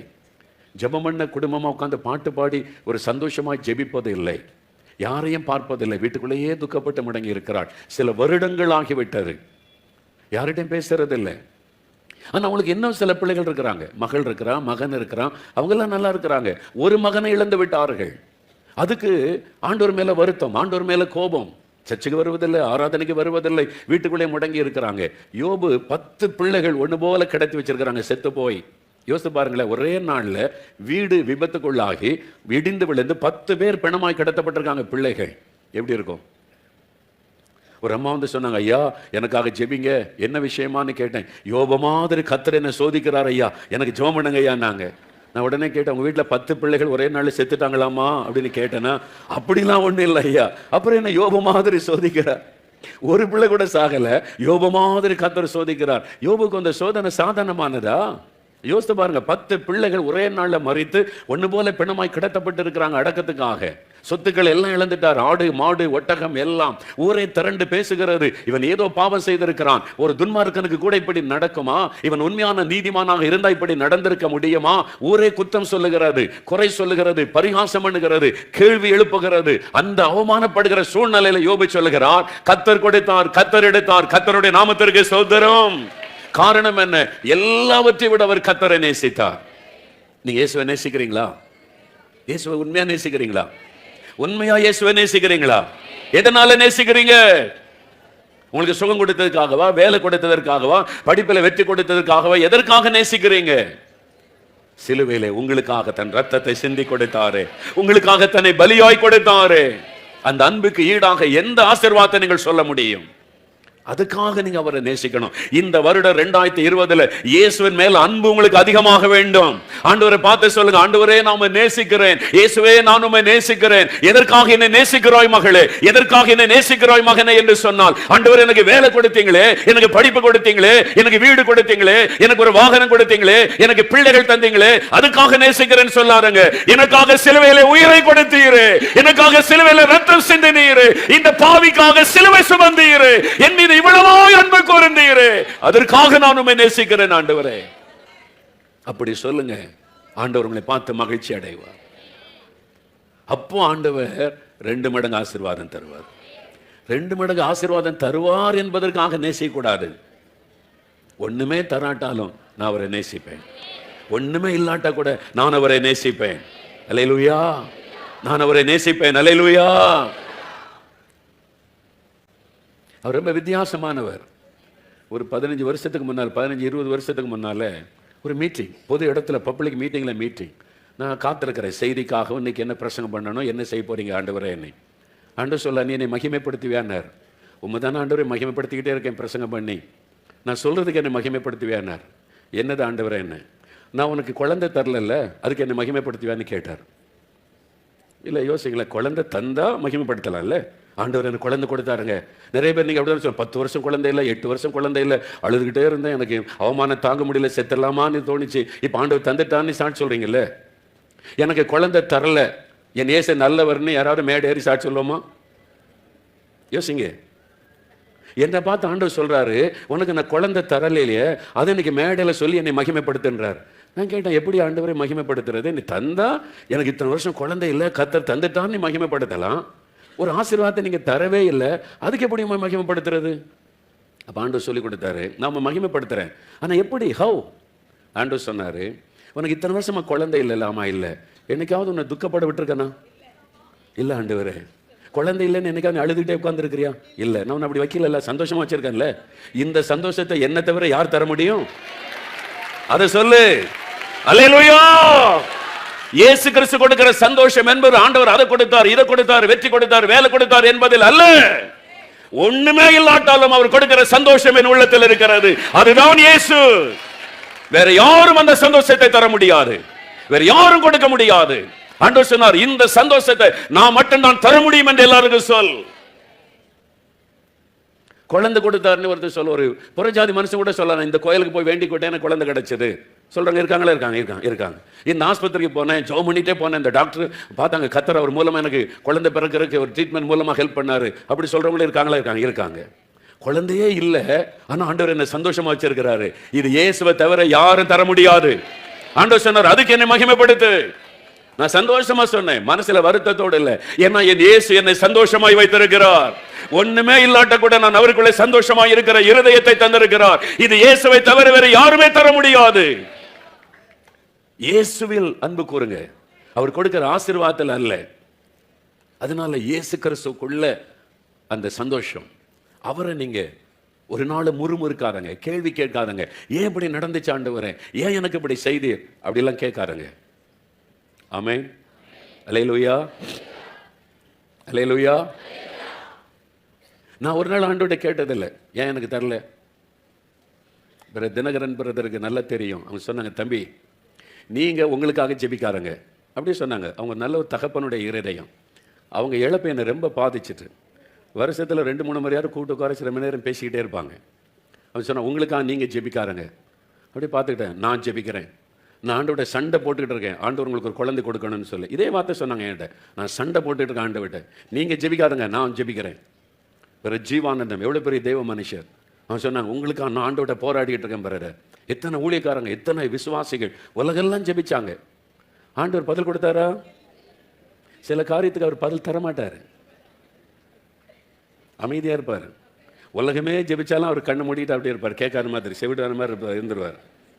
அதுவும் ஊழியக்காரங்களுக்கு தான் அப்படி இருப்பார். நாங்கள் மற்றவங்களுக்கு ஜெபிச்சா அற்புதம் தாராளமாக நடந்துக்கிட்டே இருக்கோம். பாஸ்டர் மோகனை கேட்டு பாருங்க, ஊழியக்காரனை கேட்டு பாருங்க, யாருக்கு ஜெபிச்சாலும் அற்புதம் நடக்கும். எங்கள் காரியத்தில் மட்டும் அமைதியாக செவிட மாதிரி இருந்துருவார் ஆண்டவர், பேசவே மாட்டார். நான் ஒரு நாள் ஆண்டவர்கிட்ட கேட்டதே இல்லை, ஓய் லார்ட் நான் கேட்டதில்லை, எனக்கு ஏன் இந்த ஆசீர்வாதம் தரல. ஏன்னா ஆர்எஸ்எஸ்காரன் மீட்டிங் போட்டு எங்கள் ஊரில் மேடையில் பேசுகிறான், மோகன்லால் ஜோமணி குழந்தை பிறந்துன்றாங்க, அவருக்கு ஏன் குழந்தை இல்லை. மேடையில் பப்ளிக் மீட்டிங்கில் இந்துக்கள் திட்டுறான் என்ன. நான் பார்த்தேன், ஆண்டவர் அது எனக்கு அவமானம் கிடையாது, உமக்கு தான் அவமானம், உண்மை தானே திட்டுறான். ஏன்னா ஒவ்வொரு மாதமும் திறப்பின் வாஜ்யத்தில் எல்லாரும் குழந்தையோட வந்து சாட்சி சொல்கிறாங்க. ஆயிரக்கணக்கான குழந்தைகளை நான் கையில் ஏந்தி சோதரம் பண்ணியிருக்கிறேன். அவன் மேடை போட்டு பப்ளிக் மீட்டிங்கில் திட்டுறான், பேசுகிறான். நான் சொன்னேன், அவன் என்ன திட்டலாம் ஆண்டவர், உங்களை தான் திட்டுறான், அது உங்கள் பாடு. ஆண்டவர் அமைதி ஆயிட்டார். நான் ஒரு நாள் ஆண்டவர் கேள்வி கேட்டதில்லை, ஏன் தரலன்னு சொல்லி. ஏன்னா இவ்வளோ பேர் ஜெபிச்சாங்க, ஆண்டவர் அமைதியாக இருக்கிறாரு. நான் ஆண்டவர்கிட்ட போய் எதையுமே ஏன் இது செய்யலை அப்படி செய்யலை. ஏன்னா நான் அவர் கொடுக்குற ஆசீர்வாதத்துக்காக அவரை பின்பற்றலை, நான் என் இயேசுவை நேசிக்கிறேன், எனக்காக சிலுவை சுமந்து அவரை நேசிக்கிறேன். அவருக்கே பொறுக்கலை, என்ன ஒன்றுமே கேட்க மாட்டேங்கிறான்னு சொல்லி 4 வருஷத்துக்கு முன்னால், இப்போதான் 4 வருஷத்துக்கு முன்னால் ஒரு நாள் ஜெபிச்சுட்டு இருக்கிறேன். நான் இதுக்காகலாம் ஜெபிக்கவில்லை, கேட்கவும் இல்லை. ஆண்டவர் சொன்னார், நான் ஏன் உனக்கு குழந்தை தரல தெரியுமான்னு கேட்டார். அவரே கேட்டார், நான் கேட்கல ஆண்டவர்கிட்ட, அவரே கேட்டார், நான் ஏன் உனக்கு குழந்தை தரல தெரியுமா அப்படின்னு சொல்லி. எல்லாரும் ஜெபிச்சாங்க உனக்கு, நம்ம பாட்டில் அமைதியாக இருந்துட்டு அவனுக்கு ஏன் தரல. ஏன் ஏதோ ஒரு காரணம் இருக்கும்ல. அவர் தகப்பன், அவர் எஜமா, அவரை கேள்வி கேட்க யாருக்கு உரிமை இருக்குது. அப்போ எனக்கு அப்போ தான் யோசனை வந்துச்சு, ஏன் நான் இதுவரை கேள்வி கேட்கல, ஆண்டவரை கேட்குறாரு. நான் கேட்காம இருந்தோடனே அவர் கேட்குறாரு போல. இவனும் கேட்கவே மாட்டேங்கிறான், மற்றதெல்லாம் கேட்குறான், எழுப்புதலை தாருன்றான், தேசத்தை தாருன்றான், ஆத்மா தாருன்றான், எனக்கு குழந்தை தாருன்னு கேட்க மாட்டேங்கிறான். முதல்ல கேட்டேன், ஆரம்ப காலத்தில் நான் ஜெபிச்சேன், எல்லா மனுஷரை போல நானும் ஜெபம் பண்ணேன், அந்த ஒரு குறிப்பிட்ட காலம். அதுக்கப்புறம் சரி தேவசித்தன்னு விட்டுட்டேன் நான். அப்புறம் ஆண்டவர் கேட்டார், ஏன் தரல தெரியுமா. என்ன எதுக்கு ஆண்டவரே, எனக்கு புரியல. அப்போ ஆண்டவர் சொன்னார், நான் உனக்கு ஒரு குழந்தை கொடுத்துருந்தா உன்னுடைய டைமில் எவ்வளோ நேரத்தை உன் பிள்ளைக்கு கொடுத்துருப்பேன். 25% டைமையாவது உன் பிள்ளைக்கு நீ கொடுத்துருப்பேன். பிள்ளைக்கு கவனிக்க, அதை வளர்க்க, அதை கடை கூட்டு போக, ட்ரெஸ் வாங்கி கொடுக்க, ஸ்கூலுக்கு அனுப்ப, காலேஜுக்கு அனுப்ப, அதை கவனிக்க, அதை ஆஸ்பத்திரி கூட்டு போக, குறைஞ்சது 25% நேரத்தையாவது உன் பிள்ளைக்கு நீ கொடுத்துருப்ப. உன் நேரம் எனக்கு 100க்கு 100 வேணும் என்பதற்காக உனக்கு நான் தரல, நீ 100க்கு 100 எனக்கு வேணும். அப்போ தான் நான் யோசித்து பார்த்தேன், திரும்பி பார்த்தேன், செய்து வந்த ஊழியங்கள், கடந்து வந்த பாதை நினைத்து பார்த்தேன். பாருங்க, எந்த ஒரு அந்த பாரம் இல்லாமல், கவலை இல்லாமல் அப்படியே ஓடி ஓடி அடுத்த ஊழியம், இந்த ஊழியம், அந்த ஊழியம். எங்கேயா போயிருந்தாக்கி பிள்ளை ஃபோன் பண்ணப்பா இன்றைக்கி எப்பப்பா வருவீங்க என்ன, நம்ம ஊழியத்தில் நின்றுக்கிட்டு இருக்கும்போது சொல்லுமா இல்லையா. ஆண்டவர் பார்த்தார், இதை டிஸ்டர்ப் பண்ணோம் அப்படின்னு வேண்டான்னு ஆக்கிட்டார். நான் சொல்லலை, அவர் தான் சொன்னார் எனக்கு. நான் அவர்கிட்ட கேள்வியே கேட்கல, அதுவும் 4 வருஷத்துக்கு முன்னால் தான் சொன்னார் ஆண்டவர். அதனால தான் நான் உனக்கு தரல. உன் நேரம் எனக்கு 100க்கு 100 வேணும், நீ 100% எனக்கு வேணும். உன் நேரத்தை வேறு யாருக்கும் நீ கொடுக்கக்கூடாது. அப்போ தான் நான் இந்த ஊழியத்தை செய்து முடிக்க முடியும், நான் இந்த ஊழிய திட்டத்தை நான் நிறைவேற்ற முடியும்னு சொல்லி. நம்ம நிறைய பேர் நினைக்கிறோம், குடும்பத்தை நடத்த தெரியாதவன் சபை எப்படி நடத்துவான்னு ஒரு வசனத்தை வச்சுக்கிட்டு குடும்பம் நீ தேவனுடைய ராஜ்யத்தை மறந்து போனவங்களா நிறைய பேர் இருக்கிறோம். ஆண்டவர் சொல்லார், என்னை காட்டிலும் தன் பிள்ளைகளையாவது மனைவியாவது நேசிக்கிறவன் எனக்கு பாத்திரன் அல்ல. அப்போ இது ஆண்டவர் எனக்கு சொன்னார். அதனால் நான் மற்றவங்களுக்கு அப்படி சொல்ல மாட்டேன், குழந்தைலாம் வேண்டாப்பா ஊழியத்தை பார்த்துக்கன்னு சொல்ல மாட்டேன். நான் அவங்களுக்காக ஜெபம் பண்ணுவேன், அவங்கள ஆசீர்வதிங்க ஆண்டவரே என்னை. ஒருவேளை அதனால தானே என்னவோ நான் அழுது ஜெபிச்சுன்னா உடனே குழந்தை கொடுத்துட்றாரு. நிறைய பேர் அந்த மிராக்கிள்ஸ் தான் எக்கச்சக்கமாக நடந்திருக்கு, தௌசண்ட்ஸ் இல்லை. எங்கே போனாலும் குழந்தையோட வந்து நிற்கிறாங்க. அன்றைக்கி ஒரு அம்மா வந்து நிற்கிறாங்க, முஸ்லீம். அந்த அம்மா, நான் முஸ்லீம் ஐயா, எனக்கு குழந்தை இல்லை, உங்கள்கிட்ட நான் ஜெபம் பண்ணேன், கர்த்தர் ஒரு குழந்தை கொடுத்து அந்த மகனை இப்போ இயேசுக்காக வளர்த்துருக்கேன் பாருங்கன்னு கொண்டு வந்து நிறுத்துறாங்க. எங்கே போனாலும் வந்து நிற்கிறாங்க. அப்போ ஒரு நாள் எனக்கு இல்லையேன்னு நான் வருத்தப்பட்டதில்லை. ஏன்னா என் ஆண்டவர் எனக்கு எது நல்லதோ அதை தருவார். அவருக்கு தெரியும் எதை கொடுக்கணும், எதை செய்ய வேண்டும் என்று. என்னால் இந்த உலகத்தில் உள்ள எல்லாவற்றை விட நான் அவரை நேசிக்கிறேன். நான் சொன்னது, அப்படிப்பட்ட ஒரு இருதயத்தை எனக்கு தாரும் ஆண்டவரே. நான் எல்லாவற்றை விட உம்மை நான் நேசிக்கணும். யோபு அப்படி நேசித்ததனாலதான் எல்லாவற்றையும் இழந்த போதிலும் கூட கர்த்தர் கொடுத்தார், கர்த்தர் எடுத்தார், கர்த்தருடைய நாமத்திற்கு ஸ்தோத்திரம் என்று சொல்ல முடிந்தது. நீங்க எதை நேசிக்கிறீங்க? படிப்பை நேசிக்கிறியா? பட்டத்தை நேசிக்கிறியா? எதை நேசிக்கிறீங்க? எது மேல உங்களுக்கு அன்பு இருக்கிறது? எதுக்காக இயேசுவை தேடுறீங்க? டாக்டருக்கு படிக்கணும், என்ஜினியருக்கு படிக்கணும், நீட் தேர்வுல மார்க் கிடைக்கணும், அதுக்காக இயேசு மேல அன்பு, அதுக்காக இயேசு மேல விசுவாசம். எனக்கு நல்ல ஒரு பொண்ணு கிடைக்கணும், நல்ல ஒரு குழந்தை கிடைக்கணும், நல்ல வீடு வேணும், அதற்காக இயேசு மேல அன்பு, இயேசு மேல விசுவாசம். எதுக்காக இயேசுவை தேடுறீங்க? எதுக்காக இயேசுவை தேடி வந்திருக்கிறீங்க? எனக்கு ஒண்ணுமே அவர் தராட்டாலும் பரவாயில்லை, எனக்காக சிலுவை சுமந்த ரத்தம் சிந்தி மரித்தாரே, அவருக்காக அவரை நேசிக்கிறேன்னு நீங்க சொல்லணும். ஆமென் சொல்லுங்க. அந்த அன்பு உங்களுக்குள்ள வரணுமானா தினந்தோறும் சிலுவைக்கு முன்னால போய் நில்லுங்க. தினந்தோறும் சிலுவையில தொங்குகிற இயேசுவை நீங்கள் தரிசித்து அவரோடு கூட பேசுங்க. உங்களுக்காக ரத்தம் சிந்தின காட்சியை கண் முன்னால நிறுத்துங்க. எனக்காக இவ்வளவு செய்திருக்கிறார், நான் அவரை நேசிக்கணும், அவரை குறை சொல்லக்கூடாது, ஒரு நாள் அவரை முறுமுறுக்க கூடாது. யோசித்து பாருங்க, ஆண்டவரை கேள்வி கேட்டீங்கல்ல, முறுமுறுத்தீங்கல்ல, அது எவ்வளவு பெரிய ஆண்டவரை துக்கப்படுத்தி இருக்கிற விஷயம் இல்லை. அதுக்கு ஆண்டவர்கிட்ட மன்னிப்பு கேளுங்க. நீங்க முழு இருதயத்தோட, ஆண்டவரே இந்த உலகத்துல ஒண்ணுமே இல்லாட்டா கூட நாம நேசிப்பேன், அத்திமரம் துளிர் விடாமற் போனாலும், திராட்சை செடி பலன் அற்று போனாலும், ஆட்டுகளை மந்தை அற்று போனாலும், என் ரட்சிப்பின் தேவனுக்குள்ளே நான் களி கூறுவேன். இதுதான் நம்முடைய அனுபவமாய் மாற வேண்டும். எல்லாத்தையும் நான் இழந்தாலும் என் இயேசுக்குள்ளே நான் களி கூறுவேன். அல்லேலூயா. அந்த அன்பு 2020 இயேசுவுக்காக நீங்க நேசிங்க. அவர் கொடுக்கிற ஆசீர்வாதத்துக்காக அல்ல, அவருக்காக அவரை நேசிங்க. எனக்காக ரத்தம் சிந்தினவர், என் மீது அன்பு கூர்ந்தவர். அந்த அன்பு, இயேசுவின் மேல அன்பு. யோபுக்கு அந்த அன்பு இருந்தது. அந்த அன்பு யோபுக்கு இருந்தது. கோத்தகிரின்னு ஒரு இடம் இருக்கு நீலகிரியில், ஊட்டிக்கு அந்த கோத்தகிரி. அங்கே ஒரு நல்ல குடும்பம், நல்ல ஊழியத்துக்கு உதவி செய்வாங்க, விசுவாச குடும்பம். அவங்க தான் ஊழியர்களை பராமரிப்பாங்க, கூட்டம்லாம் நடத்துவாங்க. நான் போய் அவங்க ஒழுங்கு பண்ண கூட்டத்தில் பிரசங்கம் பண்ணியிருக்கிற வீட்டுக்கு போயிருக்கிறேன். நல்ல ஊழியர்களை நேசிக்கிறவங்க, நல்ல வசதி உள்ளவங்க, பெரிய ஃபேக்ட்ரி வச்சிருக்கிறாங்க, எஸ்டேட் வச்சிருக்கிறாங்க, கர்த்தர் ஆசீர்வதித்திருக்கிறார். அந்த தாழ்மையாக ஆண்டவரை நேசித்து ஊழியத்துக்கெல்லாம் உதவி செய்கிறவங்க. திடீர்னு ஒரு நாள் ஒரு ஃபோன் வந்தார். அந்த வீட்டில் இருந்த அந்த சகோதரி, அவங்க அந்த ஃபேக்ட்ரிக்கு போனப்போ அந்த வேலைக்காரங்களாம் இருப்பாங்க, ஃபேக்ட்ரியில் மிஷின் ஓடும்போது ஏதோ ஒரு விஷயத்துக்காக கை விட்டவங்க அந்த மிஷினில் மாட்டி கை துண்டித்து விட்டது. கையை போயிட்டு துண்டா போயிட்டு. அந்த செய்தி கேட்டோன்னே எனக்கு ரொம்ப அதிர்ச்சி. நான் உனக்கு ஃபோன் பண்ணி பேசி ஜெபிக்கணும்னு சொல்லி கான்டாக்ட் பண்ணுறோம். அவங்களை அங்கேருந்து கோயம்புத்தூர் ஆஸ்பத்திரி கொண்டு போயிட்டாங்கன்றாங்க. எனக்கு யோசித்து பாருங்களேன், நல்லா இருந்த ஒரு சகோதரி கையை துண்டாயிட்டு, கையை போயிட்டுன்னா எப்படி இருக்கும்? அப்போ அவங்கள்ட்ட ஃபோன் பண்ணால் என்ன சொல்லுவாங்களோ, பிரதர் இந்த மாதிரி ஆகி போச்சு, கையே போச்சு, நான் இப்படி வாழ்றது, கையே துண்டாகி போச்சு, இனிமே என்ன செய்யறது, எப்படி அவங்களுக்கு என்ன ஆறுதல் சொல்ல, எப்படி ஜெபிக்க, அவங்க என்ன மாதிரி கேள்வி கேட்பாங்க, என்ன பதில் சொல்றதுன்னு எனக்கு யோசனையில் நான் ஃபோன் பண்ணுறேன். சிஸ்டர் எப்படிங்க? நான் பிரைஸ் தி லார்ட் பிரதர். அவங்க நான் சோர்வாக பேசினா அவங்க பிரைஸ் தி லார்ட் பிரதர் நல்லா இருக்கிறேன்றாங்க. என்ன சிஸ்டர் உங்களுக்கு கையை கட்டாயிட்டுன்னு சொல்கிறாங்க. ஆமாம், நான் ஃபேக்ட்ரிக்கு போனேன், அந்த அவங்களோட வேலைக்காரங்களோட பார்த்துட்டு ஏதோ ஒரு விஷயமா உள்ள கை விட்டேன், உள்ள இழுத்துட்டு கை துண்டா போயிட்டு, ஒரு கையை போயிட்டு. அங்கே உள்ள டாக்டர் சொல்லிட்டாங்க பிழைக்கிறதே கஷ்டம்னு சொல்லிட்டாங்க. அவசரமாக மலையிலேருந்து கோயம்புத்தூர் கொண்டு வந்து ஆஸ்பத்திரியில் வச்சு எவ்வளோ அது இத்தனை மணி நேரம் ட்ராவல் பண்ணி பயங்கர பெயின் தான் வந்துட்டேன். எப்படி இருக்கீங்கன்னு கேட்டேன். நான் சந்தோஷமாக இருக்கேன் பிரதர் அப்படின்னாங்க. நான் அப்படியே அதிர்ச்சி அடைந்து அவனுடைய இதை விசாரித்த போது சொன்னாங்க, ஆண்டவர் என் உயிரை பாதுகாத்தாரே, கர்த்தருக்கு ஸ்தோத்திரம், அல்லேலூயா. என் உயிரை பாதுகாத்தால இறந்துருவான்னு தான் சொன்னாங்க டாக்டர்ஸ், அங்கே உள்ள டாக்டர்ஸ். கை துண்டா போயிட்டு ரத்தம் நிறைய போயிட்டு பிழைக்க மாட்டாங்க, கோயம்புத்தூர் கொண்டு போனா தாங்காதுன்னு சொன்னாங்க. ஆண்டவர் என் உயிரை பாதுகாத்தாரே, கர்த்தருக்கு ஸ்தோத்திரம். ரெண்டாவது அவங்க ஒன்று சொன்னாங்க, ஒரு வார்த்தை அதான் என்னை ரொம்ப தொட்டாரு. என் கை போன அந்த வலியை நான் உணர்ந்த போது என் இயேசு எனக்காக சிலுவையில் எவ்வளவு வேதனைப்பட்டிருப்பார் என்பதை உணர்ந்து கொள்ள முடிந்தது. அவருடைய கையில் ஆணி அடிக்கப்பட்ட ரத்தம் வடிய தொங்கின போது அவர் எவ்வளவு சரீரத்தில் வேதனைப்பட்டிருப்பார் என்பதை என் இயேசு அடைந்த வேதனை, என் மீது வைத்த அன்பை உணர்ந்து கொள்ள முடிந்தது. கேள்வி கேட்கவில்லை. நாங்கள் ஆண்டவரை நேசித்தோமே, ஊழியம் செய்தோமே, கர்த்தருக்காகத்தானே எல்லாம் செய்தோம், ஏன் என் கையை பாதுகாக்கவில்லை என்று சொல்லவில்லை. ஏன் தெரியுமா? ஆண்டவர் மேல உங்களுக்கு அன்பு. அவங்க பேசும்போது தான் என்னால் உணர்ந்து ஆண்டவர் மேல எவ்வளவு பெரிய அன்பு. அந்த அன்பு நமக்கு இருக்குதா?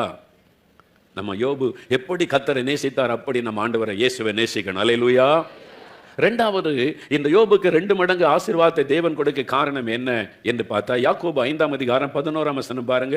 யாக்கோபுல நிருபம் 5ஆம் அதிகாரம் 11ஆம் வசனம். இதோ பொறுமையா இருக்கிறவர்களை பாக்கியவான்கள் என்கிறோமே, யோபின் பொறுமையை குறித்து கேள்விப்பட்டிருக்கிறீர்கள், கர்த்தருடைய செயலின் முடிவையும் கண்டிருக்கிறீர்கள். யோபின் பொறுமையை குறித்து கேள்விப்பட்டிருக்கிறீர்கள்.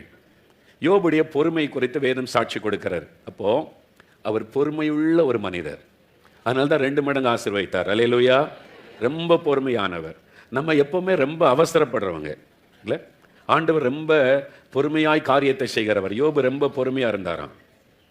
ரோமர் 12:12 சொல்லுகிறார், உபத்திரவத்திலே. அப்போ உபத்திரவம் தான் எப்படி இருக்கணுமா? பொறுமையா இருக்கணும். ஆனால் உபத்திரவத்தில் தான் நம்ம கோபம் வருது. பொறுத்து பார்த்தேன் பிரதர், ஒன்றும் முடியலை, அதனால நான் பேசிட்டேன் அப்படின்னு சொல்றான். ஆண்டவர் சொல்றார், உபத்திரவத்திலே பொறுமையா இருங்க. எபிரேயர் 10:36 சொல்லுகிறாரு, தேவன் வாக்குத்தத்தம் பண்ணினரை பெறுவதற்கு பொறுமை அவசியமா இருக்குதான். நம்ம எப்போவுமே காலையில் வாக்குத்தத்தம் கொடுத்தா சாயங்காலம் நிறைவேறணும். ஆண்டவர் சொன்னார் ரெட்டிப்பு ஆசீர்வதிப்பார், ஒன்றும் நடக்கலையே. எப்போன்னு சொன்னார்? காலையில் தான் வாக்கு கொடுத்தாரு. இப்போ எனக்கு சாயங்காலம் ஆயிட்டல. நமக்கு ரொம்ப அவசரம், எல்லாமே உடனே நடக்கணும். அந்த ஆண்டவர் ரொம்ப பொறுமையாய் காரியத்தை செய்கிறவர். ஆபிரகாமை கூப்பிடும்போது சொன்னார், உன் சந்ததியை பெருக பண்ணுவேன்னு. ஆபிரகாம் காத்திருந்தார். இந்த வருஷம் 5 வருஷம் 10 வருஷம் 20 வருஷம், எத்தனை வருஷம்? அவர் ரொம்ப பொறுமையாக காரியம் செய்கிறவர். நமக்கு எப்பவுமே அவசரம். சாராளுக்கு ரொம்ப அவசரம். இந்த சாராள் அவசரப்பட்டதுனால இன்னைக்கு வரைக்கும் யுத்தம் நடக்குதுப்பா. அவள் பொறுமையாக இருந்திருந்தா இந்த யுத்தம் அவசியம் எல்லாமே போயிருக்கும். அவர் ரொம்ப அவசரப்பட்டா. வாக்குத்தத்தத்தை நிறைவேற்ற ஆண்டவருக்கு உதவி செய்ய ஆரம்பிச்சா. ஆண்டவருக்கு ஹெல்ப் பண்றதுக்கு அவன் மூலமா சந்ததி பெருகலாமே அப்படின்னு சொல்லி. அப்ப வாக்குத்தத்தம் பண்ணினரை பெறுவதற்கு பொறுமை ரொம்ப அவசியமா இருக்குது. அல்லேலூயா. தேவன் உங்களுக்கு ஒரு வாக்கு கொடுத்தால் ஏற்ற நேரத்தில் தான் நிறைவேற்றுவார். அவருடைய வேலைக்காக நீங்கள் காத்திருக்க வேண்டும். அந்த வேலை வரும் வரைக்கும் பொறுமையோடு இருக்க வேண்டும். அவசரப்படாதபடி பொறுமை நமக்கு அவசியமாக இருக்கிறது. தேவன் சில வாக்குத்தத்தம் கொடுத்தா நிறைவேற்றுவதற்கு 10 வருஷம் ஆகும், 20 வருஷம் கூட ஆகும். ஆனால் அவர் போய் சொல்லுகிற தேவன் அல்ல. அந்த வாக்குத்தத்தம் கட்டாயம் நிறைவேறும். ஆனால் பொறுமையாக காத்திருக்கணும். சில நேரம் போன வருஷம் கொடுத்த வாக்குமே நிறைவேறல, இந்த வருஷம் இன்னொரு வாக்குத்தத்தமானா போன வருஷம் கொடுத்துற ஒருவேளை அடுத்த வருஷம் கூட நிறைவேற்றலாம். அல்லேலூயா சொல்லுங்க.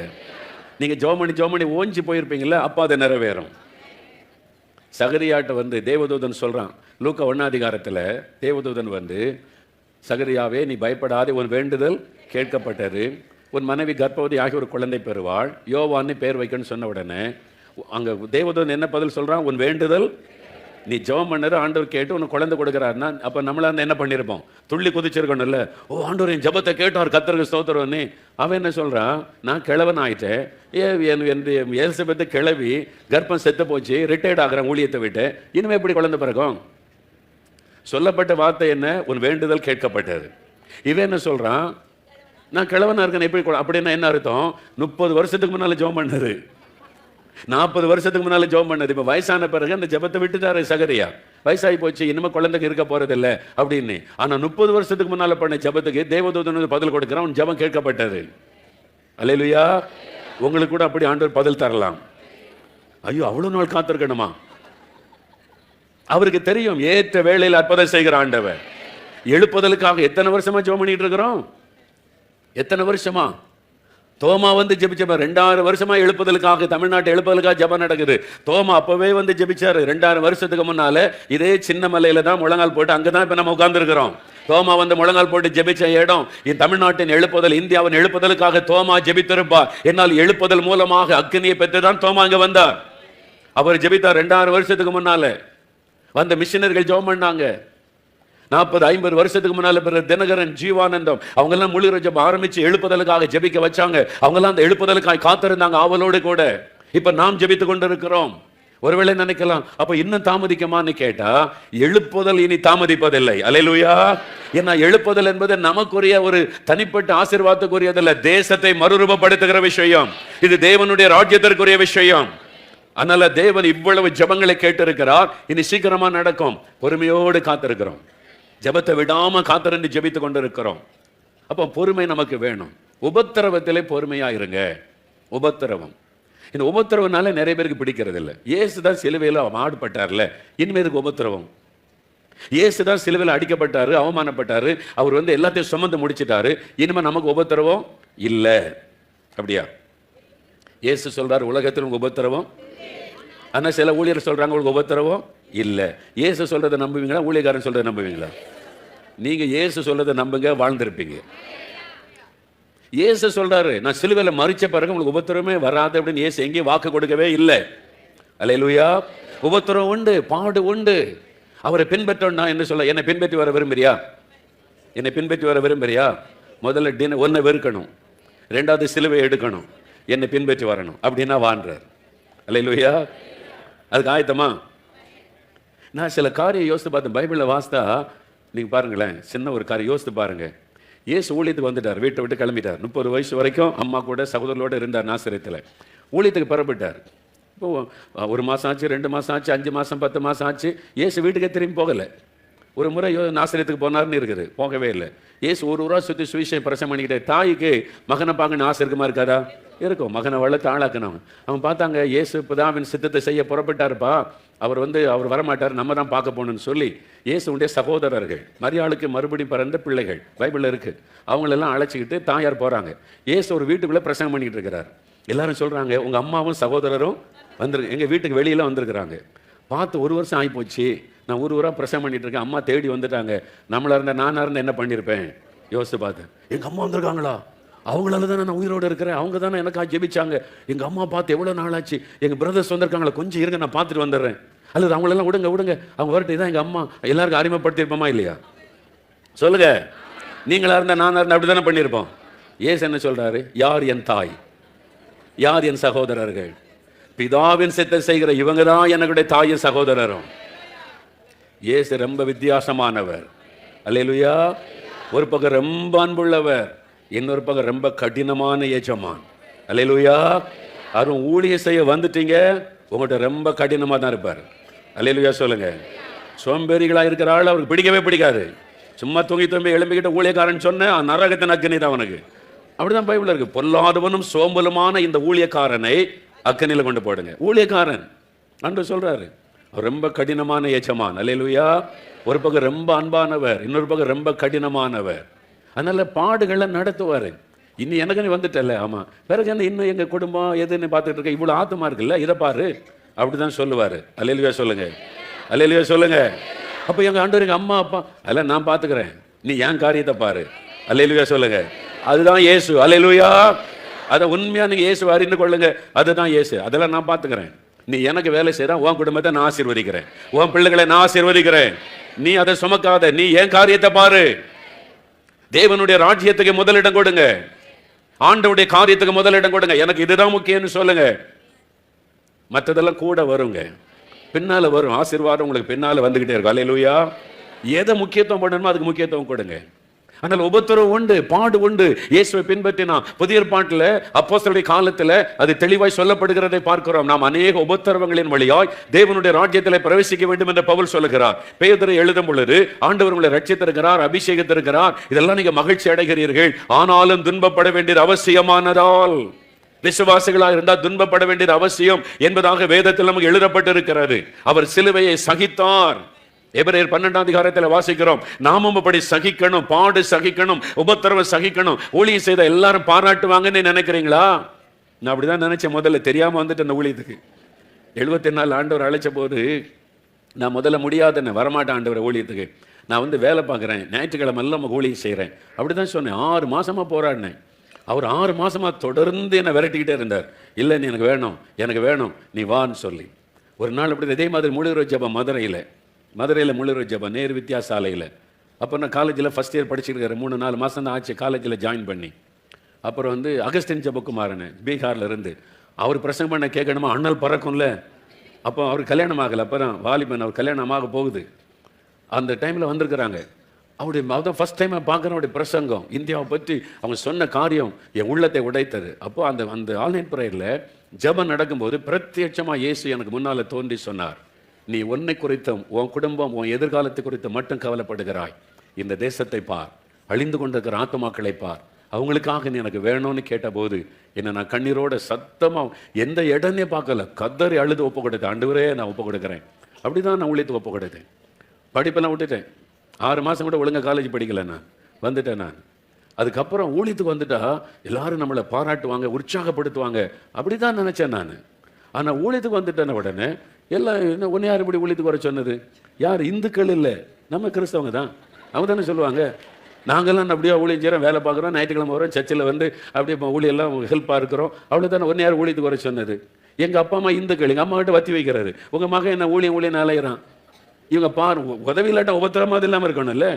ஆமாம், அவங்க ஒரு வந்து நின்று பெரிய போராட்டம் எனக்கு. அப்போ ஊழியன்னா என்னையா அது இவ்வளோ பாடுகளாக இருக்குதுன்னு சொல்லி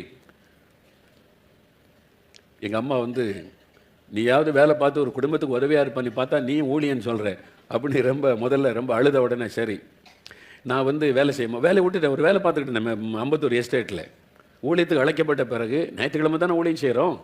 ஞாயிற்றுக்கு சாயங்காலம்னா தெரு பிரசங்கம் பண்ணுவோம், ட்ரான்ஸ் கொடுப்போம், மற்ற நேரம் சும்மா தானே இருக்கிறோம் அப்படின்னு ஒருத்தர் வேலை வாங்கி கொடுத்து வேலை போகணுன்னு அனுப்பிட்டார். அப்போ எனக்கு பிரசங்கம் பண்ண தெரியாது, ஊழியன்னா என்னென்னு தெரியாது. 74ஆம் வருஷம். இப்போ இருக்கிற அளவுக்கு ஆவிக்குரிய வெளிச்சம் அப்போ கிடையாது. இப்போ உங்களுக்கு எவ்வளோ பிரசங்கம், எவ்வளோ வார்த்தை, எவ்வளோ தெளிவான காரியம்லாம் சொல்லிக் கொடுக்கப்படுது. எங்களுக்கு ஊழியத்தை சொல்லிக் கொடுக்க கூட ஆள் கிடையாது. ஒரு பிரசங்கத்தை கேட்க 20 மைல் சைக்கிளில் போவோம். ஆவடியில் ஜீவானந்த பிரதர் பேசுகிறாங்கன்னு, எங்கள் பட்டாபுரமில் பேசுகிறாங்கன்னு சொல்லி சைக்கிளில் போவோம். பாடியில் இருந்தேன் நான். பிரதர் டிஜேஸ் இங்கே பேசுகிறாங்க, ஒரு நாள் மீட்டிங் பேசுகிறாங்கன்னு சைக்கிளில் வந்துட்டு எவ்வளோ அலைவான் ஒரு பிரசங்கம் கேட்க. இப்போ எவ்வளோ உங்களுக்கு பாக்கியம். அல்லேலூயா. ஒரு விதவிதமான பிரசங்கத்தை கேட்குறீங்க, இவ்வளோ கண்ணால் பார்க்குறீங்க. எங்களுக்கு அதெல்லாம் ஒரு பிரசங்கத்துக்கு அப்படியே அலைஞ்சோம். நாங்கள் காற்று கிடப்போம் போய் அப்படியே ஒரு முழு ரோஜா. அந்த காலத்தில் முழு ரோஜா விபி ஹாலில் நடக்கும். விபி ஹாலில் அந்த சென்ட்ரல் ஸ்டேஷன் பக்கத்தில் விபி ஹால் இப்போ மாதிரி வச்சிருக்கா அந்த பில்டிங். இந்த டிஜேஸ் பேசுவாங்க, ஜீவானந்தம் பேசுவாங்க. 9 மணிக்கு முழு ரோஜாபானா நான் 6 மணிக்கு போய் உட்காந்துருப்பேன். நான் 6 மணிக்கு போய் உட்காந்துருப்பேன். நான் ஒரு பிரசங்க அவ்வளோ காத்திருப்போம் நாங்கள். எப்போ ஒரு வார்த்தை கிடைக்காதான்னு சொல்லி அந்த மாதிரி அலைந்த காலம். அதனால் ஊழியன்னா எனக்கு தெரியாது, என்ன எப்படி செய்கிறது தெரியாது. ட்ரான்ஸ் கொடுப்பேன், தெரு பிரசங்கம் பண்ண அப்படியே வருவேன். அப்போ பைபிளை பற்றி முழுசுமையாக தெரியாது. கர்த்தர் ஊழியத்துக்கு அழைச்சிட்டார், ஒப்பு கொடுத்துட்டேன். ஒருத்தர் வேலை பாரு, மற்ற நேரம் ஊழியம் செய்யினார், நல்லா தானே கரெக்டாக தானே இருக்குன்னு வேலை பார்க்க ஆரம்பிச்சிட்டேன். 20 நாள் அம்பத்தூர் எஸ்டேட்டில் ஒரு வேலை செய்துக்கிட்டு இருந்தேன், ஒரு சூப்பர்வைசராக. 20 நாள் தான் இருக்கும். அப்போ ஒரு நாள் முழு ரோஜ் ஜபம், விபி ஹாலில் முழு ரோஜ் ஜபம். பிரதர் டிஜிஸ்லாம் பேசுவாங்கல்ல, முழு ரோஜா முடிச்சுட்டு விடியற் காலம் பஸ் ஏறி நான் பாடி வந்து சேர்ந்துட்டேன். அப்போ 2 மணி நேரம் இருக்குது, ரெஸ்ட் எடுத்துகிட்டு வேலைக்கு போகணும். வேலைக்கு போகிறதுக்கு ரெடி ஆகிறேன். அப்போ நானே சமைச்சு நானே சாப்பாடை எடுத்துக்கிட்டு வேலைக்கு போயிடுவேன். மத்தியானம் சாப்பாடு எடுத்துக்கிட்டு காலையில் எழும்பி போகலாம், 2 மணி நேரம் ரெஸ்ட் எடுக்கலாம் அப்படின்னு சொல்லிட்டு அந்த ரூமில் வந்து பாய் விரித்து நான் தனியாக இருக்கிறேன். அந்த ரூமில் கொஞ்சம் ரெஸ்ட் எடுக்கலான்னும் போது திடீர்னு ஒரு தேவ பிரசன்னம் அந்த ரூமுக்குள்ளே அப்படியே ஒரு தேவ பிரசன்னம் இறங்க ஆரம்பித்தது. அப்போ இறங்க ஆரம்பித்தோன்னா எனக்குள்ளே ஒரு மாற்றம் அப்படியே உணர்றேன். நான் ஒரு சந்தோஷம் ஆவியில் வருது, ஒரு பிரசன்னம். என்னதோ நடக்குது இந்த ரூமில்னு சொல்லி நான் அப்படியே முழங்கால் போட்டேன். நான் ஜெபிக்க முழங்கால் போட்டால் என்னை சுற்றிலும் அப்படியே நெருப்பு எரியுது, ஃபயர். அப்படியே பார்க்குறேன், எனக்கு அப்படியே கை காலம் நடுங்குது, பயம். என்னை சுற்றிலும் நெருப்பு, அந்த ரூம் ஃபுல்லாக நெருப்பு. அந்த நெருப்புக்கு மத்தியில் நான் நிற்கிறேன். அப்போ ஒரு சத்தம், நான் உன்னை எதுக்கு தெரிந்து கொண்டேன், நீ என்ன செய்து கொண்டிருக்கிறாய். இடி முழக்கத்தை போல் அந்த சத்தம் என்னை அப்படியே நடுங்க பண்ணி விட்டார். பயந்து நடுங்க. நான் சொன்னேன், எனக்கு ஊழியன்னா என்னன்னு தெரியல. நான் வந்து கைப்பறதி கொடுக்குறேன், தேவப்பிரசம் பண்ண இவ்வளோ தான் தெரியும், எனக்கு பைபிளும் தெரியாது, சரியாக ஜெபிக்க தெரியாது, பிரசங்கம் பண்ண தெரியாது, நான் என்ன பண்ண ஆண்டவரே அப்படின்னு. அப்போ ஆண்டவர் சொன்னார், நான் உனக்கு சொல்கிறதெல்லாம் நீ செய், அவ்வளோதான், நான் சொல்கிறேன் நீ செய். ரொம்ப ஈஸியாக இருக்குது இது இல்லை. ஊழியன்னா ரொம்ப கஷ்டம் நினச்சி ஆண்டவர் ரொம்ப சிம்பிள் ஆக்கிட்டார். நான் சொல்கிறதே நீ செய். சரி ஆண்டவர், நீ என்ன சொன்னாலும் நான் செய்கிறேன். நிறைய கேள்வி கேட்டேன் ஆண்டவர்கிட்ட. என்னை கூப்பிட்றீங்க, நான் வாலிபனாக இருக்கிறேன், பெரிய பெரிய ஊழியக்காரெலாம் விழுந்து போயிட்டாங்கன்னு சொல்கிறாங்க. அப்போ நான் ஒரு ஊழியக்காரன் ஆகி விழுந்து போயிட்டா உமக்கு அவமானம், அதோட விசுவாசம் இருந்துட்டு போறேன் அப்படி சொன்ன ஆண்டவர்கிட்ட. எல்லா கேள்விக்கும் ஆண்டவர் பதில் கொடுத்தார். நீ ஏன் அதை பார்க்குற, விழுந்து போன ஊழியக்காரனை எதுக்கு பார்க்குற? ஆயிரக்கணக்கான ஊழியர்கள் வெற்றியோட ஓட்டத்தை முடிச்சிருக்கிறாங்க, அவங்கள பாரு. அவங்கள நடத்தின நான் ஒன்றும் நடத்த மாட்டேனா? 1/2 மணி நேரம் நான் எல்லா கேள்வியும் கேட்டேன் ஆண்டவர்கிட்ட. எல்லாத்துக்கும் பதில் சொன்னார். பதில் சொல்லி தான் கடைசியில் எனக்கு வாக்கு கொடுத்தார், உடன்படிக்கை பண்ணி. ஆண்டவர்கிட்ட சொன்னேன், ஆனாலும் ஆண்டவரே நான் ரொம்ப பலவீனம் உள்ளவன், ரொம்ப பலவீனம். ஒரு போராட்டம் வந்தால் சோர்ந்துருவேன், பயந்துருவேன். ஒருவேளை உலக காரியத்தை பார்த்துட்டு நான் போயிடுவேன். உம்மை கையை பிடிச்சா நான் அதெல்லாம் பார்த்துட்டு உலகத்தை பார்த்து விட்டுட்டு என் பாட்டில் போயிட்டே இருக்கிற மாதிரி ஆயிரும். பலவீனமுள்ள மனுஷன் தானே நான், என்னையே நான் நம்பல ஆண்டவரே, நான் அப்படி போனாலும் போயிடுவேன். அதனால் உம்மை கையை பிடிச்சிட்டு நான் வரமாட்டேன். அப்போ என்ன பண்ணணும், என் கையை நீங்கள் பிடிங்க, நீங்கள் பிடிச்சா நான் வர்றேன் ஊழியத்துக்கு அப்படி சொன்ன ஆண்டவர்கிட்ட. எனக்கு எப்படும் அப்படி ஜெபிச்சோன்னு இன்றைக்கி ஆச்சரியமாக இருக்குது. அந்த நாள் என் கையை பிடிங்க நான் வர்றேன். ஏன் அப்படி கேட்குறேன், நீங்கள் என் கையை பிடிச்சா உங்கள் கையில் இந்த நாள் தப்பவே முடியாது, யாரும் என்னை இழுக்கவும் முடியாது. நானாக ஓட நினைச்சாலும் ஓட முடியாது, இழுத்துக்கிட்டே போயிடுவீங்க. என்னை கடைசி வரை நீங்கள் இழுத்துட்டு போயிடணும், அப்படின்னா நான் வர்றேன். பாதியில் போகிற ஆளாக இருந்தால் உங்களுக்கு அவமானம் ஆயிரும், அது எனக்கு வேண்டாம். அப்போ ஆண்டவர் சொன்னார், நான் உன் கையை பிடிச்ச நடத்துவேன். அன்னைக்கு பிடிச்சார் 75ஆம் ஆண்டு ஜனவரி மாதம் கையை. இன்னைக்கு வரைக்கும் கர்த்தர் என்னை விடவே இல்லை. அவர் இழுத்துட்டு போகிறதுனால தான் ஓடிக்கொண்டே இருக்கிறேன். அல்லேலூயா. அந்த டைமில் ஊழியத்துக்கு ஒப்பு கொடுத்தப்போ பேசாததை பேசினதா, சொல்லாததை சொன்னதா அப்போவே. இப்போ வாட்ஸ்அப்பில் போட்டுக்கிட்டு இருக்கான்ல, இது என்ன இன்னைக்கு பார்த்த புதுசு கிடையாது. 75 ஊழியத்துக்கு ஒப்பு கொடுத்த வருஷமே பார்த்துட்டேன் நான். சொல்லாததை சொன்னதா, செய்யாததை செய்ததா.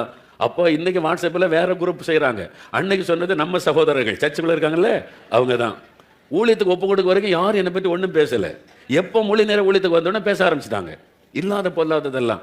நான் ஒரு நாள் என்ன பண்ண தெரியும், பாண்டியில் ஒரு வீட்டில் இருந்தேன். எங்கள் வீடு சொந்த வீடு இருக்காங்க, வாங்கியிருந்தாங்க அப்பா. அப்போ எல்லாம் ஊருக்கு போய் நான் மட்டும் இருந்தேன். நான் அந்த ரூமில் கரை மூட்டிட்டு ராத்திரி 11 மணிக்கு உட்காந்து என் கண்ணில் கண்ணீர் அழுதுகிட்டே இருக்கேன். ஆண்டவரே என்னை விட்டுருங்க. நான் சொன்னது, என்னை விட்டுருங்க, நான் ஊழியத்துக்கு வரல. நான் இந்த ஊழியத்தை எப்போ ஆண்டவர் முகமாக பேசி இவ்வளோ பேசி ஊழியத்துக்கு அழைச்ச பிறகு நான் சொல்கிறேன், இந்த மாதிரி இல்லாத பொருளாலாம் பேசுகிறாங்க, நான் இது மாதிரி கேள்விப்பட்டதே இல்லை. இப்போவே இவ்வளோ காரியெல்லாம் பேசுகிறாங்க தப்பு தப்பா, நான் வரல ஊழியத்துக்கு. அதுக்கு தான் நான் அப்போவே சொன்னேன், என்னை விட்டுருங்க ஆண்டவரே. என்னை நான் ஏதாவது வேலை பார்த்துக்கிட்டே ஊழியம் செய்தவங்களும் யாரும் பேச மாட்டாங்க. ஏன்னா மொழி நேரம் ஊழியன்னு கண்டதை பேசுகிறாங்க, என்னை விட்டுருங்க, ஊழியமே வேண்டாம் அப்படின்னு அழுதுகிட்டே இருந்தேன். ராத்திரி உட்காந்து 1 மணி நேரத்துக்கு மேலே 11 மணிக்கு வந்து அழுதுகிட்டே தனியாக உட்காந்து. ஏன்னா எனக்கு அந்த மாதிரி சுபாவம் சின்ன வயசுல இருந்தே. என்னுடைய சுபாவம் ரொம்ப என்ன சொல்கிறாரு, ஒரு மாதிரி இது மாதிரி பாடு நிந்த இதெல்லாம் சகிக்கிற ஒரு இருதயம் எனக்கு கிடையாது. பிரச்சனை இல்லாமல் இருக்கணும், எதுக்குள்ளே நான் போக மாட்டேன், தனியாக ஒதுங்கி என் பாட்டில் போய்கிட்டே இருப்பேன். ஒரு மாதிரி பிரச்சனை வர இடம் இருந்தால் ஒதுங்கி போயிடுவேன். அந்த மாதிரி என்னுடைய சுபாவம் அப்படி. அதனால் இது மாதிரி டஃப்பான காரியம்லாம் எனக்கு கஷ்டம். அதனால் நான் சொல்லி உட்காந்து அழுதுகிட்டே இருக்கேன், எனக்கு வேண்டாம், என்னை விட்டுருங்க அப்படின்னு சொல்லி 1 மணி நேரம் அழுதுருப்பேன். அப்போ ஆண்டவர் வந்தார். நான் நிறைய நேரம் அவரை துக்க முகத்தோட கண்ணீரோட தான் பார்த்துருக்குறேன். அன்னைக்கு பாருங்க, சிரிச்சுக்கிட்டே வந்து நிற்கிறாரு, நான் அழுதுகிட்டு இருக்கிறேன். அவர் சிரிச்சுக்கிட்டே வந்து நின்று, எதுக்கு அழுகிற, ஒய் ஆர் யூ கிரையிங் அப்படின்னார். எதுக்கு அழுகிற அப்படின்னார். இப்படிலாம் பேசுகிறாங்களா ஆண்டவரே. உடனே நான் அப்படி அழுத உடனே கர்த்தர் வீறு கொண்டு எழும்பிடுவார். நமக்கு அவன் யார் பேசுகிற ஒன்றை பற்றி 2ல் 1 நான் பார்க்குறேன். ஒன்றை பற்றியே பேசுனாங்க, அவன் பல்ல உடைக்கிறேன் பாரு, கையை ஒடிக்கிறேன் பாரு, அப்படி சொல்லுவார். நீ பார்த்தா அவர் சொல்றார், அப்படி தான் பேசுவாங்க தம்பி, அதுதான் ஊழியம். ஊழியன்னு வந்த சிலுவை சுமக்கணும்ப்பா. நான் தானே செஞ்சேன், நான் அப்படி தானே போனேன். என்னை பைத்தியம் பிடிச்சவன்னு சொன்னாங்க, என்னை பிசாசு பிடித்தவன்னு சொன்னாங்க, மென்டல்னு சொன்னாங்க. நான் அற்புதம் செய்தா குற்றம், பிரசங்கம் பண்ணா குற்றம், நான் என்னை குற்றம் கண்டுபிடிக்கிறேங்க ஒரு கூட்டம் பின்னால் வந்துக்கிட்டே இருந்தாங்களே, அதுக்கு மத்தியில் தானே நான் ஊழியம் செய்தேன். ஆமாம், அப்படி தான் நீ செய்யணும். சிலுவை சுமக்காமல் ஊழியம் செய்ய முடியாது தம்பி, சிலுவை சுமக்கணும். எதுக்கு உட்காந்து அழுதுகிட்டு இருக்க, சிலுவை சுமக்கணும். அப்போ ஆண்டவர் எனக்கு தெளிவுபடுத்தின உடனே வசனத்தை அன்னைக்கு ராத்திரியில் ஒப்பு கொடுத்தேன். சிலுவை சுமக்க ஒப்பு கொடுத்தேன். ஆண்டவரே நான் ஒப்பு கொடுக்குறேன், பாடுகளுக்கு ஒப்பு கொடுக்குறேன். பாடுகளில் நீங்கள் ஜெயிக்கணும் ஒரே வழி, பாடுகளுக்கு ஒப்பு கொடுக்கணும். உபத்திரவத்தை நீங்கள் ஜெயிக்கணும் ஒரே வழி, உபத்திரவத்துக்கு ஒப்பு கொடுக்கணும். நான் ஒப்பு கொடுத்தேன், நான் என்ன ஒப்பு கொடுக்குறேன் ஆண்டவரே, சிலுவை சுமக்க ஒப்பு கொடுக்குறேன்.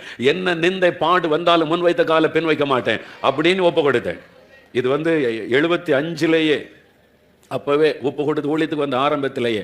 அதனால இன்னைக்கு வாட்ஸ்அப்பில் எழுதினாலும் சரி, பத்திரிகையில் எழுதினாலும் சரி, வால் போஸ்ட் அடிச்சு நான் ஊழியம் முடிச்சுட்டு வரேன், 4 மாடி சுற்றி மோகன்லாசை கைது செய், தமிழ்நாடு அரசே மோகன்லாசை கைது செய்து வால் போஸ்ட் அடிச்சு எங்கள் ஊரெல்லாம் ஒட்டியிருக்கு, 4 மாவடி எல்லாம்.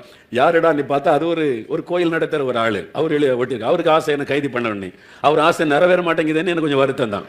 இப்போ ஊரெல்லாம் நோட்டீஸ் வால் போஸ்ட் அடிச்சு ஒட்டி நிறைவேற மாட்டேங்குதுன்னு. வாட்ஸ்அப்பில் அப்படி பேசுகிறேன், இப்படி ஒன்றும் இப்போ நான் அசைக்கிறதே இல்லை. நான் நிம்மதியாக தூங்குறேன், நிம்மதியாக எழும்புறேன், நிம்மதியாக ஜெபிக்கிறேன், நிம்மதியாக ஊழியம் செய்கிறேன். அல்லேலூயா. ஏன்னா நான் பாடுகளுக்கு என்னை ஒப்பு கொடுக்க வைத்தார் ஆண்டவர். நீ சிலுவை சுமக்கணும், சிலுவை அவங்க அப்படி தான் பேசுவாங்க, அவங்க அப்படி தான் எழுதுவாங்க, அவங்க அப்படி தான் செய்வாங்க. அதுக்கு மத்தியில் நீ எனக்கு ஊழியம் செய்யணும். உன்னை எழுதுகிற ஆள் அப்படி பண்ணுற இப்படி அப்படிலாம் கர்த்தர் சொல்லலை. அல்லேலூயா சொல்லுங்க. அதனால உங்களை திட்டுற மாமியாரை காலை ஒடிச்சிருவார்னு நினைக்காதங்க, உங்களை திட்டுற மருமகளை ஆண்டவர் நாக்கு அறுத்துருவார்னு நினைக்காதங்க. நீங்க பாடுகளுக்கு உங்களை ஒப்பு கொடுங்க பாரு. அவங்க அப்படிதான் பேசுவாங்க, நீ அடங்கிரு, நீ சாட்சியாரு. அவங்க பேசுறவங்களுக்கு மத்தியில் இயேசுவை வெளிப்படுத்து. அதுக்கு தான் நம்ம அழைக்கப்பட்டு இருக்கிறோம். அல்லேலூயா. அதனால பாடுகளுக்கு ஒப்பு கொடுக்கணும். உபத்திரவத்திலே பொறுமையாயிருங்கள். யோபு உபத்திரவத்திலே பொறுமையாயிருந்தார். அவருடைய மனைவியால பொறுமையா இருக்க முடியல. பாருங்களேன், ஆண்டவர் எல்லாத்தையும் எடுத்துட்டார். ஆடு மாடு வேலைக்காரன் வேலைக்காரி 10 பிள்ளைகளை எடுத்துட்டார். மனைவி மட்டும் விட்டு வச்சுட்டாரு. சாத்தான் தானே கேட்டான், புத்திரவை கேட்டு எல்லாத்தையும் எடுத்துட்டான். சாத்தான் ஒப்பு கொடுத்தாரு ஆண்டவர், மனைவி மட்டும் விட்டு வச்சுட்டான். எனக்கு ரொம்ப யோசனை, எல்லாத்தையும் எடுத்தாள், இவன் மனைவி மட்டும் ஏன் எடுக்கலை சாத்தான் அப்படின்னு. அப்போதான் கர்த்தர் எனக்கு விளங்க பண்ணாரு, சாத்தான் ஏன் மனைவி விட்டு வச்சானா, இது நம்ம ஆளு, நமக்கு இவங்க உதவியா இருப்பாங்க. அதனால சாத்தான் யோபுடைய மனைவியை டச் பண்ணவே இல்லை. நான் சும்மா தமாசுக்கு சொல்ல, பைபிள் வசனத்தின்படி சொல்றேன். சாத்தான் என்ன சொன்னா, உம்மை தூஷிப்பான். யோபுடைய மனைவி என்ன சொல்றாங்க 2ஆம் அதிகாரத்தில், இன்னைய கர்த்தர் தேவனை தூஷித்து ஜீவனை அந்த வார்த்தை யோபு மனைவி சொல்றாங்களா இல்லையா? பைபிள் எழுதி இருக்குல்ல. இதைத்தான் சாத்தான் விரும்புறான். இதைத்தான் சவால் விட்டு வந்தான் கர்த்தர்கிட்ட. அப்ப நமக்கு துணையா ஒரு ஆள் யோபு வீட்டுக்குள்ளே இருக்குது, இந்த ஆளை வச்சுக்கிடுவோம் அப்படின்னு சாத்தான் பயன்படுத்த. நீங்க அப்படி கிடையாது. யோபுடைய மனைவி தான் அப்படி. நீங்க எல்லாம் எப்படி அபிஷேகம் விட்டு அந்நிய பாஷை பேசுற ஆட்கள் இல்ல. யோபுடைய மனைவி தான் இவன் சொத்து போச்சு, செல்வம் போச்சு, மதிப்பு மரியாதை போச்சு, இந்த ஆளு வியாதியோட வர உட்கார்ந்துருக்காரு, இனிமே இவரோட வாழ்ந்து பிரயோஜனம் இல்லை, அதனால என்ன சொல்லிட்டான், ஜீவனை விடுன்னு சொன்ன பரவாயில்ல, ஜீவனை விடுறதுக்கு முன்னால கர்த்தரை தூசித்து ஜீவனை விடுன்னு சொல்றான். சாத்தான் என்ன விரும்புகிறானோ அதை அவள் பேசுகிறான். ஆனா ஆண்டவர் அவளையும் மன்னிச்சு அதே மனைவி வச்சுதான் மறுபடியும் அவருடைய குடும்பத்தை கர்த்தர் ஆசீர்வதிக்கிறார். அல்லேலூயா. அவருடைய பலவீனத்தை ஆண்டவர் புரிந்து கொண்டு உடனே ஆண்டவர் தண்டிச்சிடல. நீ பிசாசுக்கு சப்போர்ட்டா இருந்தால நீ கிடையாது, யோபுக்கு வேற மனைவியை கொடுக்கறேன்னு ஆண்டவர் கொடுக்கல. அல்லேலூயா சொல்லுங்க. அல்லேலூயா. அது அவருடைய காரியம். ஆனா அந்த உபத்திரவம் பொறுமையா இருக்கணும். யோபு அது கூட பொறுமையா இருக்கிறார். நீ பைத்தியக்காரி பேசுற மாதிரி பேசுற, கர்த்தர் நமக்கு நன்மை செய்தா தீமையை பெற வேண்டாமோ, பொறுமையா இருக்கிறார். பொறுமை ஆண்டவர் கற்றுக் கொடுக்கறதுக்கே உங்களுக்கு ஒரு நல்ல மனைவியை தந்திருப்பார், நல்ல மாமியாரை தந்திருப்பார், நல்ல நல்லதுன்னு தெரிஞ்சிருக்குமா உங்களுக்கு? நீங்க பொறுமை எங்கிருந்து கற்றுக்கொண்டீங்க? அல்லேலூயா சொல்லுங்க. அல்லேலூயா. உங்க கணவர், பிள்ளைகள், உங்க குடும்பத்தாரை வச்சு உங்களுக்கு பொறுமையை கற்றுக் கொடுப்பார். நீங்க ஆண்டவரே நான் நல்ல பொறுமையா இருக்கணும்ப்பா, எனக்கு நல்ல யோப மாதிரி பொறுமை தாருன்னு ஜெபரில் ஜெபிச்சுட்டு வருவீங்க. வெளியில வந்த உடனே அங்க நிற்கும். அப்ப நீங்க சொல்லுங்க, நான் பொறுத்து பார்த்தேன், இதுக்கு மேல முடியல, அதனால திட்டிட்டேன் பிரதர். ஆண்டவர் சொல்றார், உபத்திரவத்திலே 2020 இருந்து நீங்க எப்படிப்பட்டவங்களா இருக்கணும்? ஒரு ஊழியக்காரர் சொன்னார், நான் ஊழியத்தை வந்தப்போ சில பிரதர் ஊழியத்தை வந்துட்டீங்களா? ஆமா, எரும மாடு மாதிரி மாறிடுங்க.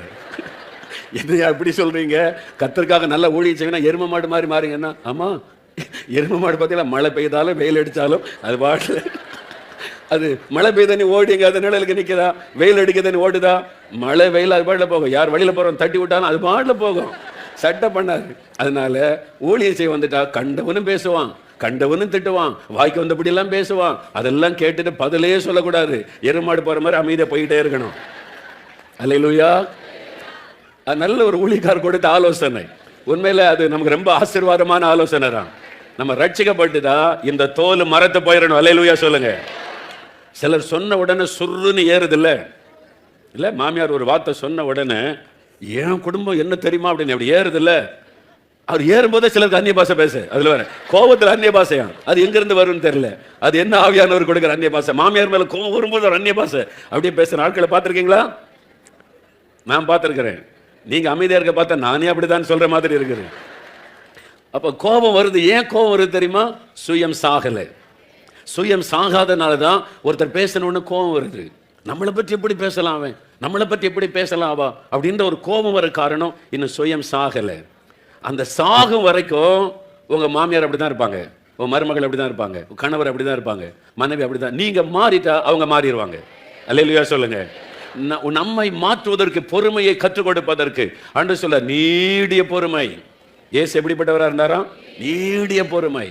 அப்ப யோபு உபத்திரவத்திலே பொறுமையா இருந்தார். அதனால இனிமே என்ன நடந்தாலும் நீங்க எப்படி இருக்கணும்? பொறுமையா இருக்கணும். அல்லேலூயா. அல்லேலூயா. உபத்திரம் வரும். இவன் எழுப்புதல் காலத்தில் உபத்திரவங்கள், பாடுகள், நம்ம திட்டுவான், பேசுவான், எழுதுவான், கேவலமா சொல்லுவான். பரவாயில்ல, இயேசு நமக்காக சிலுவையில் எல்லாவற்றையும் சகித்தார். நானும் பொறுமையா சகித்து கொள்ளணும். அந்த பொறுமை அப்ப எவ்வளவு நாளுங்க பொறுமையா இருக்கிறது அப்படின்னு நினைக்கிறீங்களா? கடைசியா இந்த யோபுடைய சரித்திரத்தில் இந்த ஒரு முக்கியமான விஷயம் சொல்லி நான் முடிக்க போகிறேன் பாருங்க. யோபு 42 அதிகாரம் 10வது வசனம். யோபு தன் சிநேகிதருக்காக வேண்டுதல் செய்த போது கர்த்தர் அவனுடைய சிறையிருப்பை மாற்றினார். யோபுக்கு முன்னிருந்த எல்லாவற்றை பார்க்கல 2 எத்தனையாய் கர்த்தர் அவனுக்கு தந்தருளினார். அப்ப 2 மடங்கு ஆசீர்வாதம் யோபுக்கு தேவன் கொடுக்க காரணம் என்ன? முதலாவது அவன் கர்த்தர் மேல வைத்திருந்த அன்பு. கர்த்தரை குறை சொல்லல, முறுமுறுக்கல. எல்லா இழப்பிலும், சரீரத்தில் நோயினால வேதனைப்படும் போதும் நான் என்ன பாவம் செய்தேன், ஏன் ஆண்டவர் என்ன இப்படி பண்ணணும் அப்படி கேள்வி கேட்கல. அவர் ஆண்டவரை துதித்தார். ஆண்டவர் மேல அன்பு. 2வது பொறுமையோடு சகித்தார். மனைவி திட்டுறாங்க, நண்பர்கள் குற்றம் சொல்றாங்க, ஊராரெல்லாம் பேசுறாங்க. நீதிமானாகிய யோபு பரிகாசம் பண்ணப்படுகிறான் என்று பைபிள்ல இருக்குது. எல்லா பரிகாசத்துக்கு மத்தியில பொறுமையா இருக்கிறார், பொறுமையாய் சகித்துக் கொள்றார்.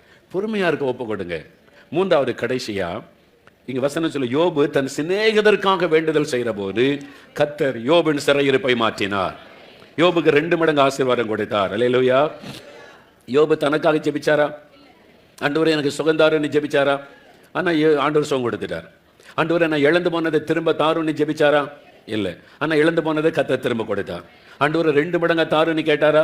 கேட்கல. ஆனால் 2 மடங்கா கொடுத்தார். நம்ம அதை மட்டும்தான் கேட்டுக்கிட்டே இருக்கனால தான் கிடைக்க மாட்டேங்குது. உண்மைதானே? வாக்குத்தத்தம் சொல்லியிருக்கல, ஆண்டவரை 2 மடங்கு ஆசீர்வாதம் தாங்க, யோபு இழந்து போனதை திரும்ப கொடுத்தீங்களா எனக்கு தாங்க, அப்படி ஜெபிச்சுக்கிட்டே இருக்கனால கிடைக்க மாட்டேங்குது. அப்போ எப்படி யோபை பின்பற்றுங்க, எப்படி அந்த ஆசீர்வாதத்தை பெறுவாரு? உங்களுக்காக கேட்காருங்க, உங்கள் சுகத்துக்காக கேட்காருங்க, நீங்கள் இழந்து போனதை திரும்ப தாருன்னு கேட்காருங்க. அப்போ எப்படி பெற்றுக்கொள்றது? யோபு தான் நமக்கு மாதிரி. இப்போ யோபு என்ன செய்கிறாரு? சிநேகிதருக்காக ஜெபிச்சாரா? யார் இந்த சிநேகிதங்க? 3 பேர் வந்தாங்க. யோபுக்கு ஆறுதல் சொல்கிற மாதிரி வந்து யோபு குத்த சொல்லிக்கிட்டே இருந்தாங்க. இப்போ அந்த அதிகாரத்தில் பார்த்தீங்கன்னா கர்த்தர் சொல்கிறாரு, 7வது வசனம், கர்த்தர் இந்த வார்த்தைகளை யோபோட பேசின பின் கர்த்தர் தேமானாகிய எலிப்பாசை நோக்கி, உன்மேலும் உன் 2 சிநேகிதர் மேலும் எனக்கு கோபம் மூழுகிறது. ஆண்டவர் சொல்றார், யோபுகிட்ட பேசி முடிச்சுட்டு அவனுடைய சிநேகிதனை பார்த்து சொல்றார், உன்மேலும் உன்னுடைய 2 சிநேகிதர் மேலும் எனக்கு என்ன வருதான்? இவனுக்கு வந்து கர்த்தர் பேர் தான் பேசுறானுங்க. என்ன நீ அந்த யோபுக்கு ரொம்ப புத்தி சொல்ற மாதிரி கர்த்தர் சொல்றாரு, உங்க மேல எனக்கு கோபம் வருது. ஏன்னு கேட்டா, யோபு பேசுற மாதிரி நீங்க நிதானமா பேசல, உங்களுடைய வாயின் வார்த்தைகளினால என்ன துக்கப்படுத்திட்டீங்க, உங்க மேல எனக்கு கோபம் வருது. கர்த்தர் ஒரு ஆள் மேல கோபப்பட்ட என்ன ஆகும்? முடிஞ்சது, அவ்வளவுதான். இல்ல, ஆண்டவர் சொல்ல உங்க மேல எனக்கு கோபம் வருதுன்றார் ஆண்டவர். சொல்லிட்டு நீங்க இந்த காளைகளை கொண்டு போய் பலி செலுத்தி யோபு கிட்ட சொல்லுங்க, யோபு உங்களுக்காக விண்ணப்பம் பண்ணுவான். ஆண்டவர் சொல்ல, என் தாசனாகிய யோபு உங்களுக்காக வேண்டுதல் செய்வான், நான் அவன் முகத்தை பார்த்து உங்களை உங்களுடைய புத்தியினத்துக்கு தக்கதாக நடத்தாதிருப்பேன் என்று யோபு சொல்றார். கர்த்தர் சொல்றார், யோபு உங்களுக்காக வேண்டுதல் செய்வான். யாருக்காக? சிநேகிதர்கள். அந்த சிநேகிதர்கள் குறித்த கர்த்தர் என்ன சொல்றாரு? உங்க மேல எனக்கு கோபம் வருது. ஆண்டவரை கோபப்படுத்தின, துக்கப்படுத்தின 3 பேர், அவங்களுக்காக யோபு விண்ணப்பம் பண்ணினால் உங்களுக்கு நான் மன்னிப்பேன் அப்படின்னு ஆண்டவர் சொல்றார். இதுதான் திறப்பிலே நிற்பது, ஸ்டாண்டிங் இன் த கேப். 3 பேர் இருக்கிறாங்க, அவங்க மேல ஆண்டவர் கோபத்தோடு இருக்கிறார், இவங்க பேசுனது தப்பு, இவனை அழிச்சிடறான் அப்படின்ற மாதிரி. அப்போ யோபுன்ற ஒரு பக்தன் மத்தியில் என்ன, ஆண்டவரே அவங்களை மன்னிச்சிருங்க, அதான் திறப்பிலே நிற்பார். இப்போ ஆண்டவர் பாருங்க, உங்க கூட வேலை பார்க்குறவங்க, உங்க தெருவில் இருக்கிறவங்க, உங்க ஊர்ல இருக்கிறவங்க, உங்க கிராமத்தில் இருக்கிறவங்க, நம்ம மெட்ராஸ் பட்டணத்தில் இருக்க எல்லாரையும் பாருங்களேன், விக்கிரக வணக்கம் பண்றாங்க, மந்திரவாதத்துக்கு பயன்படுத்துகிற அதே ஆவியை கடவுள்னு சொல்லி வணங்குறாங்க. அவங்களுக்கு தெரியும், அதுல முக்கியமா இருக்கிற ஆட்களுக்கெல்லாம் தெரியுது மந்திரவாதத்துக்கு பயன்படுத்துவதுன்னு. அதே அவங்க தெய்வ வணக்கத்தை கொண்டு வந்து மக்களை செய்யறாங்க. அப்ப லஞ்சம், ஊழல், அநியாயம், அதிகாரத்தில் இருக்கிறவங்க துஷ்பிரயோகம், அதிகாரத்தை துஷ்பிரயோகம் பண்றாங்க, மக்களை பணம் கொடுத்து ஏமாத்துறாங்க. இதெல்லாம் நடக்குது நம்மளை சுற்றிலும். அதெல்லாம் பார்க்கும்போது ஆண்டவர் சும்மா இருப்பாரா? ஆண்டவருக்கு என்ன வரும்? கோபம் வருகிறாரு. இந்த மாதிரி தேசத்தை பாழாக்குறாங்க, விக்கிரகத்தை வணங்குறாங்க, பிசாச தெய்வம்ன்றாங்க, இந்த மாதிரிலாம் மக்கள் செய்யறாங்க. தேவனை துக்கப்படுத்துகிற எத்தனையோ காரியம் நடக்கும். அப்ப தேவன் கோபத்தோடு எழும்பும் போது ஆண்டவர் சொல்றாரு, என் தாசனாகிய யோபு விண்ணப்பம் பண்ணுவான்.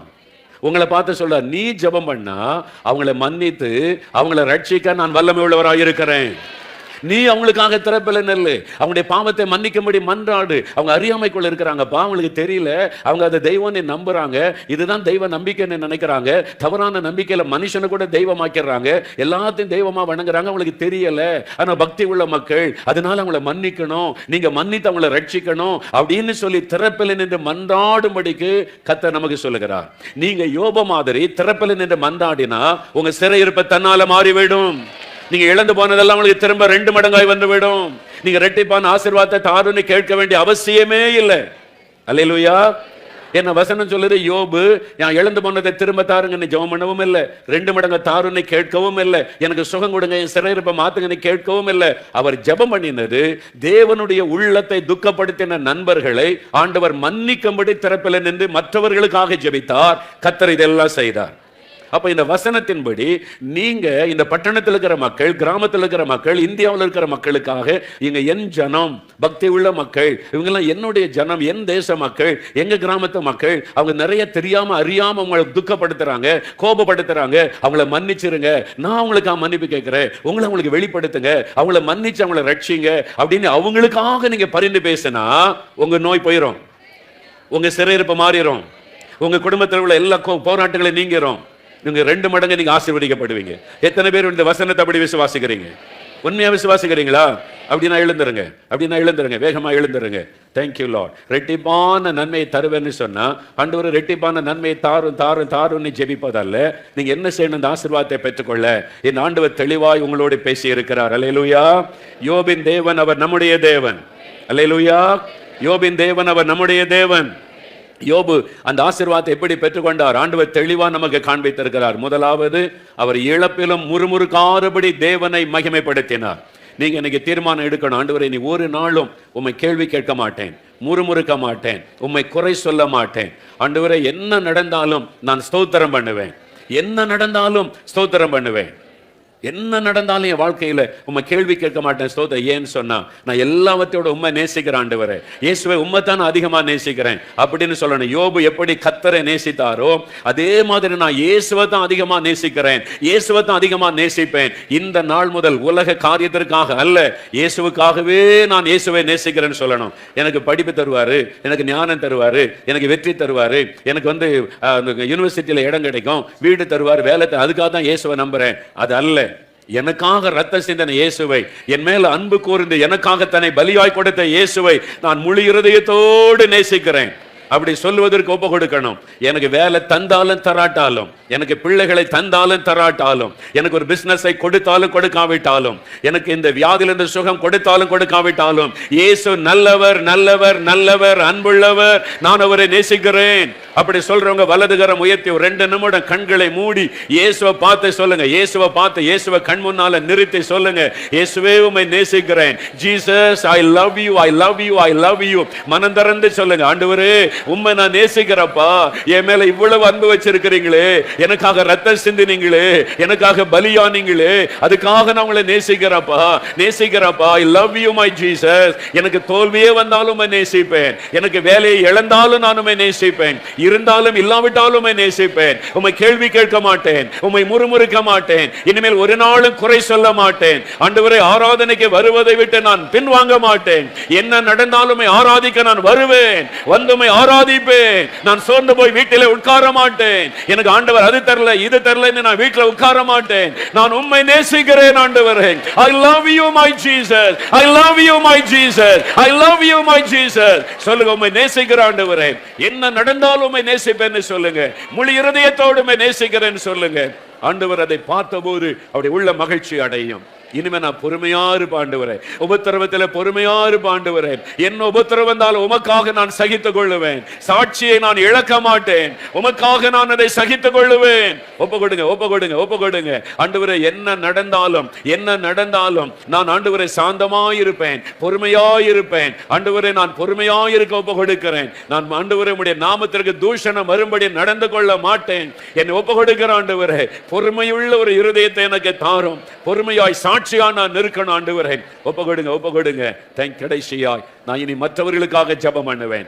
இதுவரை எனக்காகவே ஜெபம் பண்ணி கொண்டிருந்தேன், மற்றவர்களுக்காக கொஞ்சம் ஜெபம் பண்ணினேன். இனிமேல் நான் மற்றவர்களுக்காகவே ஜெபிக்க போகிறேன். என்னை சுற்றிலும் இருக்கிற மக்களுக்காக, என் தேச மக்களுக்காக, என் சகோதர சகோதரிகளுக்காக, என்னோட வேலை பார்க்கிறவர்களுக்காக, என்னோட படிக்கிறவர்களுக்காக, எங்க தெருவில் இருக்கிற மக்களுக்காக, ஆண்டவரே எங்களுடைய ஏரியாவில் இருக்கிற மக்களுக்காக, ஆண்டவரே எங்க கிராமத்தில் இருக்கிற மக்கள், எங்க பட்டணத்தில் இருக்கிற மக்கள், என் தேசத்தில் இருக்கிற மக்கள் எவ்வளவு பக்தி உள்ளவங்கப்பா. ஆண்டவரே, அவங்களுடைய அறியாமையை மன்னித்து விடுங்கள், அவங்களுடைய தவறுகளை மன்னித்து விடுங்கள். அப்படி நான் மற்றவங்களுக்காக ஜெபிக்கிறேன். அப்படி ஒப்பு கொடுக்கிறவங்க வலதுகரம் உயர்த்துங்க. அப்படியே வலதுகரம் உயர்த்தி ஆண்டவரை யாருக்காக எதுக்காக ஜெபிக்க ஒரு பாரத்தை கொடுக்கிறாரோ, உங்க கூட வேலை பார்க்கிறவங்க, உங்க பக்கத்து வீட்டில் இருக்கிறவங்க, எதிர் வீட்டில் இருக்கிறவங்க, உங்க தெருவில் இருக்கிறவங்க, அவங்களை கண் முன்னால நிறுத்தி சொல்லுங்க, ஆண்டவரே அவங்களெல்லாம் மன்னிச்சு ஆசீர்வதிங்க, அவங்களெல்லாம் ரட்சிங்க, அவங்களுக்கு உங்களை வெளிப்படுத்துங்க. ரொம்ப பக்தியா இருக்கிறாங்கப்பா, அந்த பக்தியை நீர் பாருங்க ஆண்டவரே. அறியாமையினால சில தவறு செய்யறாங்க, மனிதனை கூட தெய்வம்னு சொல்லிடுறாங்க, அதெல்லாம் அறியாமை ஆண்டவரே. மன்னிச்சிருங்க ஆண்டவரே. ஆண்டவரே மன்னிச்சிருங்க ஆண்டவரே. உம்மால் சிருஷ்டிக்கப்பட்டது கூட கடவுள் என்று சொல்லி விடுகிறார்கள். அவங்களை மன்னிச்சிருங்க ஆண்டவரே. அவங்க பக்தியோடு அதை செய்யறாங்க ஆண்டவரே. அவங்க அறியாமையை மன்னிச்சிருங்க. அவங்களுக்காக நான் மன்னிப்பு கேட்கிறேன் ஆண்டவரே. எங்க தேசத்திலே பாவம் பெருகி விட்டது ஐயா. சின்ன பிள்ளைகளை கூட கற்பழிக்கிறாங்களே, 3 வயசுக்கு குழந்தை கூட பாதுகாப்பு இல்லையே ஆண்டவரே. அதிகாரத்தில் இருக்கிறவர்கள் துஷ்பிரயோகம் பண்றாங்களே, அதிகாரத்தை துஷ்பிரயோகம் பண்றாங்களே ஆண்டவரே. லஞ்ச லட்சம் பணத்துக்காக எதையும் செய்கிறாங்களே, மன்னிச்சிருங்க ஆண்டவரே, இறங்குங்க ஆண்டவரே, கதறி ஜெபம் பண்ணுங்க. நாங்க மன்னிப்பு கேட்கிறோம்ப்பா, அவங்களுக்காக நான் பரிந்து பேசுகிறேன் ஆண்டவரே, மாற்றத்தை உண்டாக்குங்க ஆண்டவரே, பண ஆசையை எடுத்து போடுங்க ஆண்டவரே, நீதி நேர்மை காணப்படட்டும் ஆண்டவரே, அநியாயங்கள் அக்கிரமங்கள் ஒளியட்டும் ஆண்டவரே. நான் ஜெபிக்கிறேன் ஆண்டவரே, எல்லாருக்காக ஜெபிக்க சொன்னீங்களே, நான் ஜெபிக்கிறேன் ஆண்டவரே, எல்லாருக்காக நான் ஜெபிக்கிறேன் ஆண்டவரே, என் கூட படிக்கிற எல்லாருக்காக ஜெபிக்கிறேன், எங்க தெருவில் இருக்கிற எல்லாருக்காக ஜெபிக்கிறேன். எல்லாரும் ரட்சிக்கப்படணும், சத்தியத்தை அறிகிற அறிவை அடையணும்னு சொன்னீங்களே, அதுக்காக நான் ஜெபிக்கிறேன் ஆண்டவரே. நீங்களே ஜெபம் பண்ணுங்க, ஜெபம் பண்ணுங்க. அப்படி ஒப்பு கொடுக்கிறவங்க வலதுகரம் உயர்த்தி, உங்களுக்கு ஒரு 5 நிமிடம் டைம் தர்றேன். முழு பலத்தோட சத்தத்தை உயர்த்தி நீங்களே ஜெபிக்கணும். உங்க தெருவில் இருக்கிறவங்க, கூட படிக்கிறவங்க, உங்க கிராமத்தில் இருக்கிறவங்க, உங்களுக்கு தெரிஞ்சவங்க, சொந்தக்காரங்க, நண்பர்கள், இன்னும் ரட்சிக்கப்படாதவங்க, ஜெபிங்க ஜெபிங்க ஜெபிங்க. அவங்கள கண் முன்னால நிறுத்தி ஜெபிங்க. அவங்கள பேரை சொல்லி ஜெபம் பண்ணுங்க. அவங்க எல்லாம் ரட்சிக்கப்படணும். பாவத்தை மன்னிச்சிருங்க, மன்னிச்சிருங்க, மன்னிச்சிருங்க. அவங்களுக்காக நான் மன்னிப்பு கேட்கிறப்பா, அவங்க எல்லாம் ரட்சிக்கப்படும் பிள்ளையா மாறணும் ஆண்டவரே. ஜெபம் பண்ணுங்க, ஜெபம் பண்ணுங்க, ஜெபம் பண்ணுங்க, ஜெபம் பண்ணுங்க. தேங்க்யூ. இன்னும் 3 நிமிஷம் ஜெபம் பண்ணுங்க. Thank you Lord, thank you Lord, thank you Lord. ஜெபிக்கிற ஆண்டவரே, கிராமத்தில் இருக்கிற மக்கள் நீர் மன்னிக்கணும், மன்னிக்கணும். விக்கிரக ஆராதனை மன்னிக்கணும், பேய் வணக்கங்களை கர்த்தர் மன்னிக்கணும், மனுஷ வணக்கங்களை கர்த்தர் மன்னிக்கணும். தயவாக நீர் மன்னிக்கணும், மன்னிக்கணும் ஆண்டவரே, நீர் மன்னிக்கணும். அதற்காக நாங்கள் ஜெபிக்கிறோம், அதற்காக ஜெபிக்கிறோம். நான் ஜெபிக்கிறேன் ஆண்டவரே, நீர் மன்னிக்கணும். மற்ற எல்லாரும் மன்னிக்கப்படணும், ரட்சிக்கப்படணும். அதுக்காக நான் ஜெபிக்கிறேன், நான் ஜெபிக்கிறேன். உண்மையா ஜெபிக்க ஜெபிக்க ஆண்டவருடைய உள்ள மகிழுகிறாரு, ஆண்டவருடைய உள்ள மகிழுகிறாரு. உண்மையா நீங்க மற்றவங்களுக்காக ஜெபிக்கும் போது உங்களுடைய சிறையிருப்பை மாறுகிறாரு. உங்களுடைய யோபின் சிறையிருப்பை மாற்றினதே போல கர்த்தருடைய சிறையிருப்பை மாற்றுகிறார். உண்மையா மற்றவங்களுக்காக ஜெபிங்க. இன்னும் 2 நிமிடம் ஜெபம் பண்ணுங்க. Thank you Lord, thank you Lord. குறிப்பா ஜெபம் பண்ணுங்க. எப்படி 3 சிநேகிதருக்காக யோபி ஜெபித்தாரோ, உங்களுக்கு தெரிந்தவங்க, உங்க கூட வேலை பார்க்கிறவங்க, உங்க பக்கத்து வீடு, எதிர் வீடு, உங்க தெருவில் இருக்கிறவங்க, உங்க சொந்தக்காரங்க, ஆமா ஜெபம் பண்ணுங்க, ஜெபம் பண்ணுங்க. குறிப்பா ஜெபம் பண்ணுங்க. அவங்களுடைய பெயரை சொல்லுங்க, அல்லது அவங்களுடைய கண் முன்னால நிறுத்தி அவங்களை குறிவைத்து ஜெபம் பண்ணுங்க. மன்னிச்சிருங்கப்பா, ரட்சிங்க ஆண்டவரே, உங்களை வெளிப்படுத்துங்க ஆண்டவரே, நான் உங்களுக்காக ஜெபிக்கிறேன் ஆண்டவரே. அவங்களை மன்னிச்சு அவங்களுக்கு விடுதலை கொடுங்க, ரட்சிங்க. ஜெபம் பண்ணுங்க, ஜெபம் பண்ணுங்க. Thank you Lord. உமக்கு நன்றி, உமக்கு நன்றி, உமக்கு நன்றி, உமக்கு நன்றி, உமக்கு நன்றி. நீங்க மற்றவங்களுக்காக உண்மையா ஜெபிக்கிறவங்களுடைய சிறையிருப்பை மாறுகிறாரு. வியாதி என்கிற சிறையிருப்பை மாறுகிறாரு. இப்போ நீங்க மற்றவங்களுக்காக ஜெபிக்க ஜெபிக்க ஜெபிக்க உங்களுடைய சரீரத்தில் இருக்கிற நோய் என்கிற சிறையிருப்பை மாறுகிறாரு. உங்களுடைய சரீரத்தில் இருக்கிற பலவீனம் என்கிற சிறையிருப்பை மாறுகிறாரு. நஷ்டம், இழப்பு என்கிற சிறையிருப்பை மாறுகிறாரு. அவமானம், நிந்தை என்கிற சிறையிருப்பை மாறுகிறாரு. நீங்க கேட்காமலேயே விடுதலை உண்டாகிறாரு. நீங்க கேட்காமலேயே சிறையிருப்பை மாறுகிறாரு. நீங்க கேட்காமலேயே நோய்கள் வெளியேறுகிறாரு. நீங்க கேட்காமலேயே சாத்தானுடைய கட்டு அறுக்கப்படுகிறாரு. இதோ பிசாசு கொண்டு வந்த பலவீன கட்டுகள், நோயின் கட்டுகள் அறுக்கப்படுகிறாரு. நீங்க மற்றவங்களுக்காக ஜெபிக்க ஜெபிக்க விடுதலை அடைகிறீர்கள். சிறையிருப்பை மாறிக்கொண்டிருக்கிறாரு. இப்போ இப்போ இப்போ இப்பொழுது உங்களுடைய சரீரத்திலே மாற்றம், இப்பொழுது உங்களுடைய குடும்பத்துக்குள்ளே மாற்றம், இப்பொழுது முதல் ஒரு அற்புத மாற்றம் யோபுடைய வாழ்க்கையில நடந்ததை போலவே கர்த்தர் செய்து கொண்டிருக்கிறார். விடுதலை அடைகிறீர்கள், சுகம் அடைகிறீர்கள், சிறையிருப்பு மாறுகிறது, கட்டுகள் அறுக்கப்படுகிறது, பயங்கள் விலகுகிறது. அவனுடைய குடும்பத்துக்கு விரோதமாக எழுப்பின வல்லமைகள் அழிக்கப்படுகிறது. பில்லி சொன்னிய கட்டுகள் அறுக்கப்படுகிறது, மந்திர கிரியைகள் அழிக்கப்படுகிறது. உங்களுக்குள்ளே உங்களுடைய குடும்பத்தை பாழாக்குகிற சாத்தானுடைய கிரியைகள் அழிக்கப்படுகிறது. விடுதலை உண்டாகி கொண்டிருக்கிறது. சிறையிருப்பு மாறுகிறது. மற்றவங்களுக்காக ஜெபிக்க ஜெபிக்க ஜெபிக்க உங்களுடைய சிறையிருப்பு மாறுகிறார். Thank you Lord. 1 நிமிடம் வலது கை வைத்தங்க. அமைதியா, அதிக சத்தம் வேண்டாம். அமைதியா, கருத்தா, சின்சியரா, கண்ணை மூடி இயேசு மாத்திர கண் முன்னால நிறுத்தி யோப மாதிரி வாழ என்னை ஒப்பு கொடுக்கிறேன். யோப மாதிரி நான் இருக்க ஒப்பு கொடுக்கிறேன். யோப மாதிரி பொறுமையா இருக்க, எல்லாவற்றிலும் துதிக்க, முக்கியமா மற்றவங்களுக்காக ஜெபிக்க உண்மையா நான் ஜெபிக்கிறேன் ஆண்டவரே. ஒரு 2 நிமிடம் குறிப்பா ஆண்டவரை துக்கப்படுத்துறவங்க உங்க கூட படிக்கிறாங்க, உங்க கூட வேலை பார்க்குறாங்க, உங்க தெருவில் இருக்கிறாங்க, உங்க சொந்தக்காரங்க இருக்கிறாங்க. அவங்களுக்காக குறிப்பா ஜெபிங்க. மன்னித்து அவங்க ரட்சிக்கப்படணும். அவங்களுக்காக நான் மன்றாடுறேன். Thank you Lord, thank you Lord, thank you Jesus, thank you Jesus, thank you Lord. உண்மையா ஜெபிங்க. இன்னும் 1 நிமிடம் சின்சியரா ஜெபிங்க. Thank you Lord. நீங்க மற்றவங்களுக்காக ஜெபிக்க ஜெபிக்க இப்பவே உங்களுடைய சரீரத்துக்குள்ள ஆண்டவருடைய வல்லமை இறங்கி கொண்டு இருக்கிறார். சிறையிருப்பு மாறிக்கொண்டு இருக்கிறார். உங்களுடைய சரீரத்தில் உள்ள கட்டுகள் அறுக்கப்பட்டு கொண்டு இருக்கிறார். நோயின் கட்டுகள் அறுக்கப்படுகிறார். யோபின் தேவன் உங்கள் மத்தியிலே அவருடைய வசனத்தை உறுதிப்படுத்தி கொண்டிருக்கிறார். Thank you Lord, thank you Lord, thank you Lord, thank you Lord. இப்போ சொல்லுங்க, இயேசுவே ஸ்தோத்திரம் சொல்லுங்க. எனக்கு கற்றுக் கொடுத்ததற்காய் ஸ்தோத்திரம், என்னை யோபை போல ஜெபிக்க வைத்ததற்காய் ஸ்தோத்திரம். நன்றி ஆண்டவர். இப்போ என்ன கவனிங்க, உண்மையா எனக்கு ஆண்டவர் என்னோட பேசி என் சரீரத்தில் இவ்வளோ வியாதிய, குடும்பத்தில் இவ்வளோ பிரச்சனை இருந்த போதில் நான் மற்றவங்களுக்காக ஜெபித்தேன் அப்படி சொல்கிறேங்க. காரணம் வைத்துங்க, உண்மையா அல்லேலூயா சொல்லுங்க. உங்களை அநேகர் ஆண்டவர் சுகமாக்கி விட்டார். உங்களுடைய சிறையிருப்பு மாறி இருக்குது. உங்களுடைய சரீரத்தில் இருக்கிற சிறையிருப்பு மாறி இருக்குது. கவனிங்க, சிலருடைய சரீரத்தில் கட்டி லம்ஸ் இருந்தார், மார்பில், வயிற்றில், உடைய கழுத்தில், அது போயிட்டு யாரும் சிலர் தேடி பாருங்க. சிலர் இருக்கிறீங்க மேலே இருக்கிறவங்களுடைய செக் பண்ணுங்க. சிலருடைய ஆர்த்தரைட்டிஸ், ஜாயிண்டெல்லாம் வலிக்கும், மொழியாக வலிக்கும். இப்போ இல்லை, கையை மடக்கி பாருங்கள், உயர்த்தி பாருங்கள், இந்த ஜாயிண்ட் பெயின் போயிட்டு, உங்களுடைய விரலில் இருந்த வலி போயிட்டு, ஆர்த்தரைட்டிஸ் அந்த முடக்குவாத வலி போயிட்டு சுகமாக இருக்கிறீங்க. கண்ணில் பிரச்சனை, வலியோடு தான் வந்தீங்க, நீங்கள் அதுக்காக ஜெபிக்கலை, மற்றவங்களுக்காக ஜெபிச்சிங்க.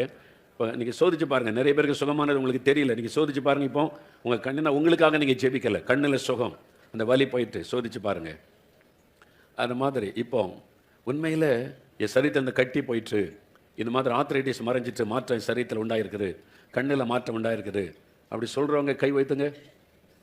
எங்கே இருக்கீங்க? மேலே இருக்கிறீங்க, கை வைத்துங்க. மேலே சுகம் பெற்றீங்க, சோதிச்சு பார்த்தீங்க, இப்போ மாற்றம் தெரியுது உங்களுடைய சரீரத்தில், கை வைத்துங்க. நிறைய பேர் இருக்கிறீங்க, கர்த்தர் நிறைய பேர் சுகமாக்கி இருக்கிறார். கைகளை போடுங்க. என் சரீரத்தில் இந்த கட்டி மறைஞ்சிட்டு இப்போ இல்லை, சோதிச்சு பார்த்தேன் இல்லை அப்படி சொல்கிறவங்க கை வைத்துங்க.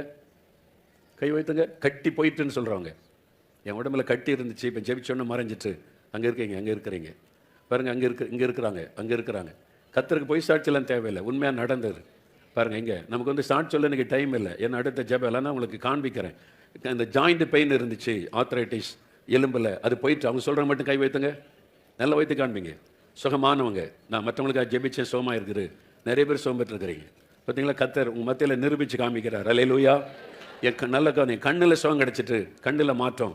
நான் இப்போ மற்றவங்களுக்கு தான் ஜெபிச்சேன், ஜெபிக்கலை கண்ணுக்காக, கண்ணில் மாற்றம் தெரியுது, கை வைத்துங்க. அப்படிப்பட்டவங்க பாருங்கள் இருக்கிறீங்க. நூற்றுக்கணக்கான பேருக்கு எனக்கு விடுதலை. நல்ல கவனிங்க வசனத்தை. நீங்கள் யாரும் உங்கள் சுகத்துக்காக ஜெபிக்கலை. ஆமேன்னு சொல்லுங்கள். உங்கள் ஜெபத்துக்காக இங்கே ஜெபம் ஏறெடுக்கப்படவே இல்லை. நானும் ஜெபிக்கலை, நீங்களும் ஜெபிக்கலை. நீங்கள் யாருக்காக ஜெபிச்சிங்க? மற்றவங்களுக்காக. யோப மாதிரி நீங்கள் மற்றவங்களுக்காக ஜெபித்த போது யோபு சிறையிருப்பை மாற்றின மாதிரியே இன்னைக்கு நிறைய பேருக்கு ஆண்டவர் சுகம் கொடுத்துட்டார். அல்லேலூயா சொல்லுங்க. பார்த்தீங்களா, சாட்சிகள் உங்கள் மத்தியில் தான் கை வைத்து காமிச்சாங்க. கட்டி மறைஞ்சிருக்குது, ஆர்த்தரைட்டிஸ் போயிருக்குது, கண்ணில் சுகம். அப்போ இதெல்லாம் ஒரு அடையாளம். வசனத்தின்படி தேவன் எப்படி கிரியை செய்கிறார். அப்போ நீங்கள் மற்றவங்களுக்காக ஜெபிக்கும் போது உங்களுக்கு சுகம் கிடைக்குது, விடுதலை கிடைக்குது. அதே மாதிரி உங்களுடைய குடும்பத்தில் இருக்க எல்லா சிறையிருப்பு மாறி 2 மடங்கு ஆசீர்வாதம் வரும். ரெட்டிப்பான ஆசீர்வாதத்தை தாருன்னு கேட்க தேவையில்லை நீங்கள் மற்றவங்களுக்காக ஜெபிக்கும் போது. இப்போ எல்லாரும் வலதுகரம் வைத்துங்க. வலதுகரம். இன்னும் 2 நிமிஷம் டைம் தர்றேன். ஆண்டவர் யாருக்காக உங்களை ஜெபிக்க தூண்டுகிறாரோ அவங்களுக்காக குறிப்பாக ஜெபம் பண்ணுங்க. ஒருவேளை உங்கள் கூட வேலை பார்க்குற ஒரு ஃப்ரெண்டாக இருக்கலாம், அல்லது உங்களுடைய சித்தப்பா, பெரியப்பா, மாமனார் யாரோ ஒருத்தர் இன்னும் ரட்சிக்கப்படலை, அவங்களுக்கு குறிப்பாக ஜெபம் பண்ணுங்க. அவங்கள மன்னிங்க, அவங்கள ரட்சிங்க. இந்த 2020 அவங்க ரட்சிக்கப்படணும். அப்படி குறிப்பாக ஜெபிங்க. மேலே நிற்கிறவங்க கூட, டிவியில் பார்த்து கொண்டு இருக்கிறவங்க கூட, நீங்கள் எங்கேருந்து நீங்கள் வந்து சோசியல் மீடியாவில் பார்த்து கொண்டு இருந்தாலும் நீங்களும் ஜெபம் பண்ணுங்க. கண் முன்னால் பார்த்த இத்தனை சாட்சிகள் உங்களுக்கும் அப்படியே நடக்கும். நீங்கள் மற்றவங்களுக்காக ஜெபிங்க. இன்னும் சுயநல ஜெபத்தை விட்டு வெளியே வாங்க. நீங்கள் மற்றவங்களுக்காக ஜெபிக்கும் போது உங்களுடைய குடும்பத்தில் எல்லாம் மாறிடும். ஜெபிங்க. உங்கள் கிராமம், உங்கள் தெரு, உங்க சொந்தக்காரங்க இந்த வருஷம் அவங்க ரட்சிக்கப்படணும். இந்த வருஷம் என் கூட சர்ச்சுக்கு வரணும். இந்த வருஷம் அவங்க வந்து ஞானஸ்நானம் எடுக்கணும். இந்த வருஷம் அவங்க வந்து எங்க மந்தைக்குள்ள வரணும். குறிப்பா ஜெபம் பண்ணுங்க. அவங்க எல்லாம் ரட்சிக்கப்படுவாங்க. இந்த வருஷத்துல நீங்க அதை பார்க்க போறீங்க. இந்த வருஷத்துல உங்கள் ஜெபத்தினால அவங்க ரட்சிக்கப்படுவாங்க. ஆண்டவர் அவங்க மேல மனம் இறங்கி மன்னித்து ரட்சித்து விடுவார். ஜெபிங்க. ஆண்டவரே, நான் ஜெபிக்கிறப்பா, என் சகோதரி, என் ஃப்ரெண்டு ரட்சிக்கப்படணும், எங்க டீச்சர் ரட்சிக்கப்படணும், எங்க ப்ரொஃபசர் ரட்சிக்கப்படணும், எங்க சூப்பர்வைசர் ரட்சிக்கப்படணும், மேனேஜர் ரட்சிக்கப்படணும், எங்க தெருவில் இருக்கிற இந்த குடும்பம் நல்ல குடும்பம். ஆண்டவரே, அவங்க பக்தியா இருக்கிறாங்க, ரட்சித்துருங்க, அவங்களை கொண்டு வாங்க, அவங்களை தாங்க. ஜெபம் பண்ணுங்க. குறிப்பா ஜெபம் பண்ணுங்க. நீங்க ஜெபிக்கிறதெல்லாம் தேவன் கேட்டுக்கொண்டிருக்கிறார்.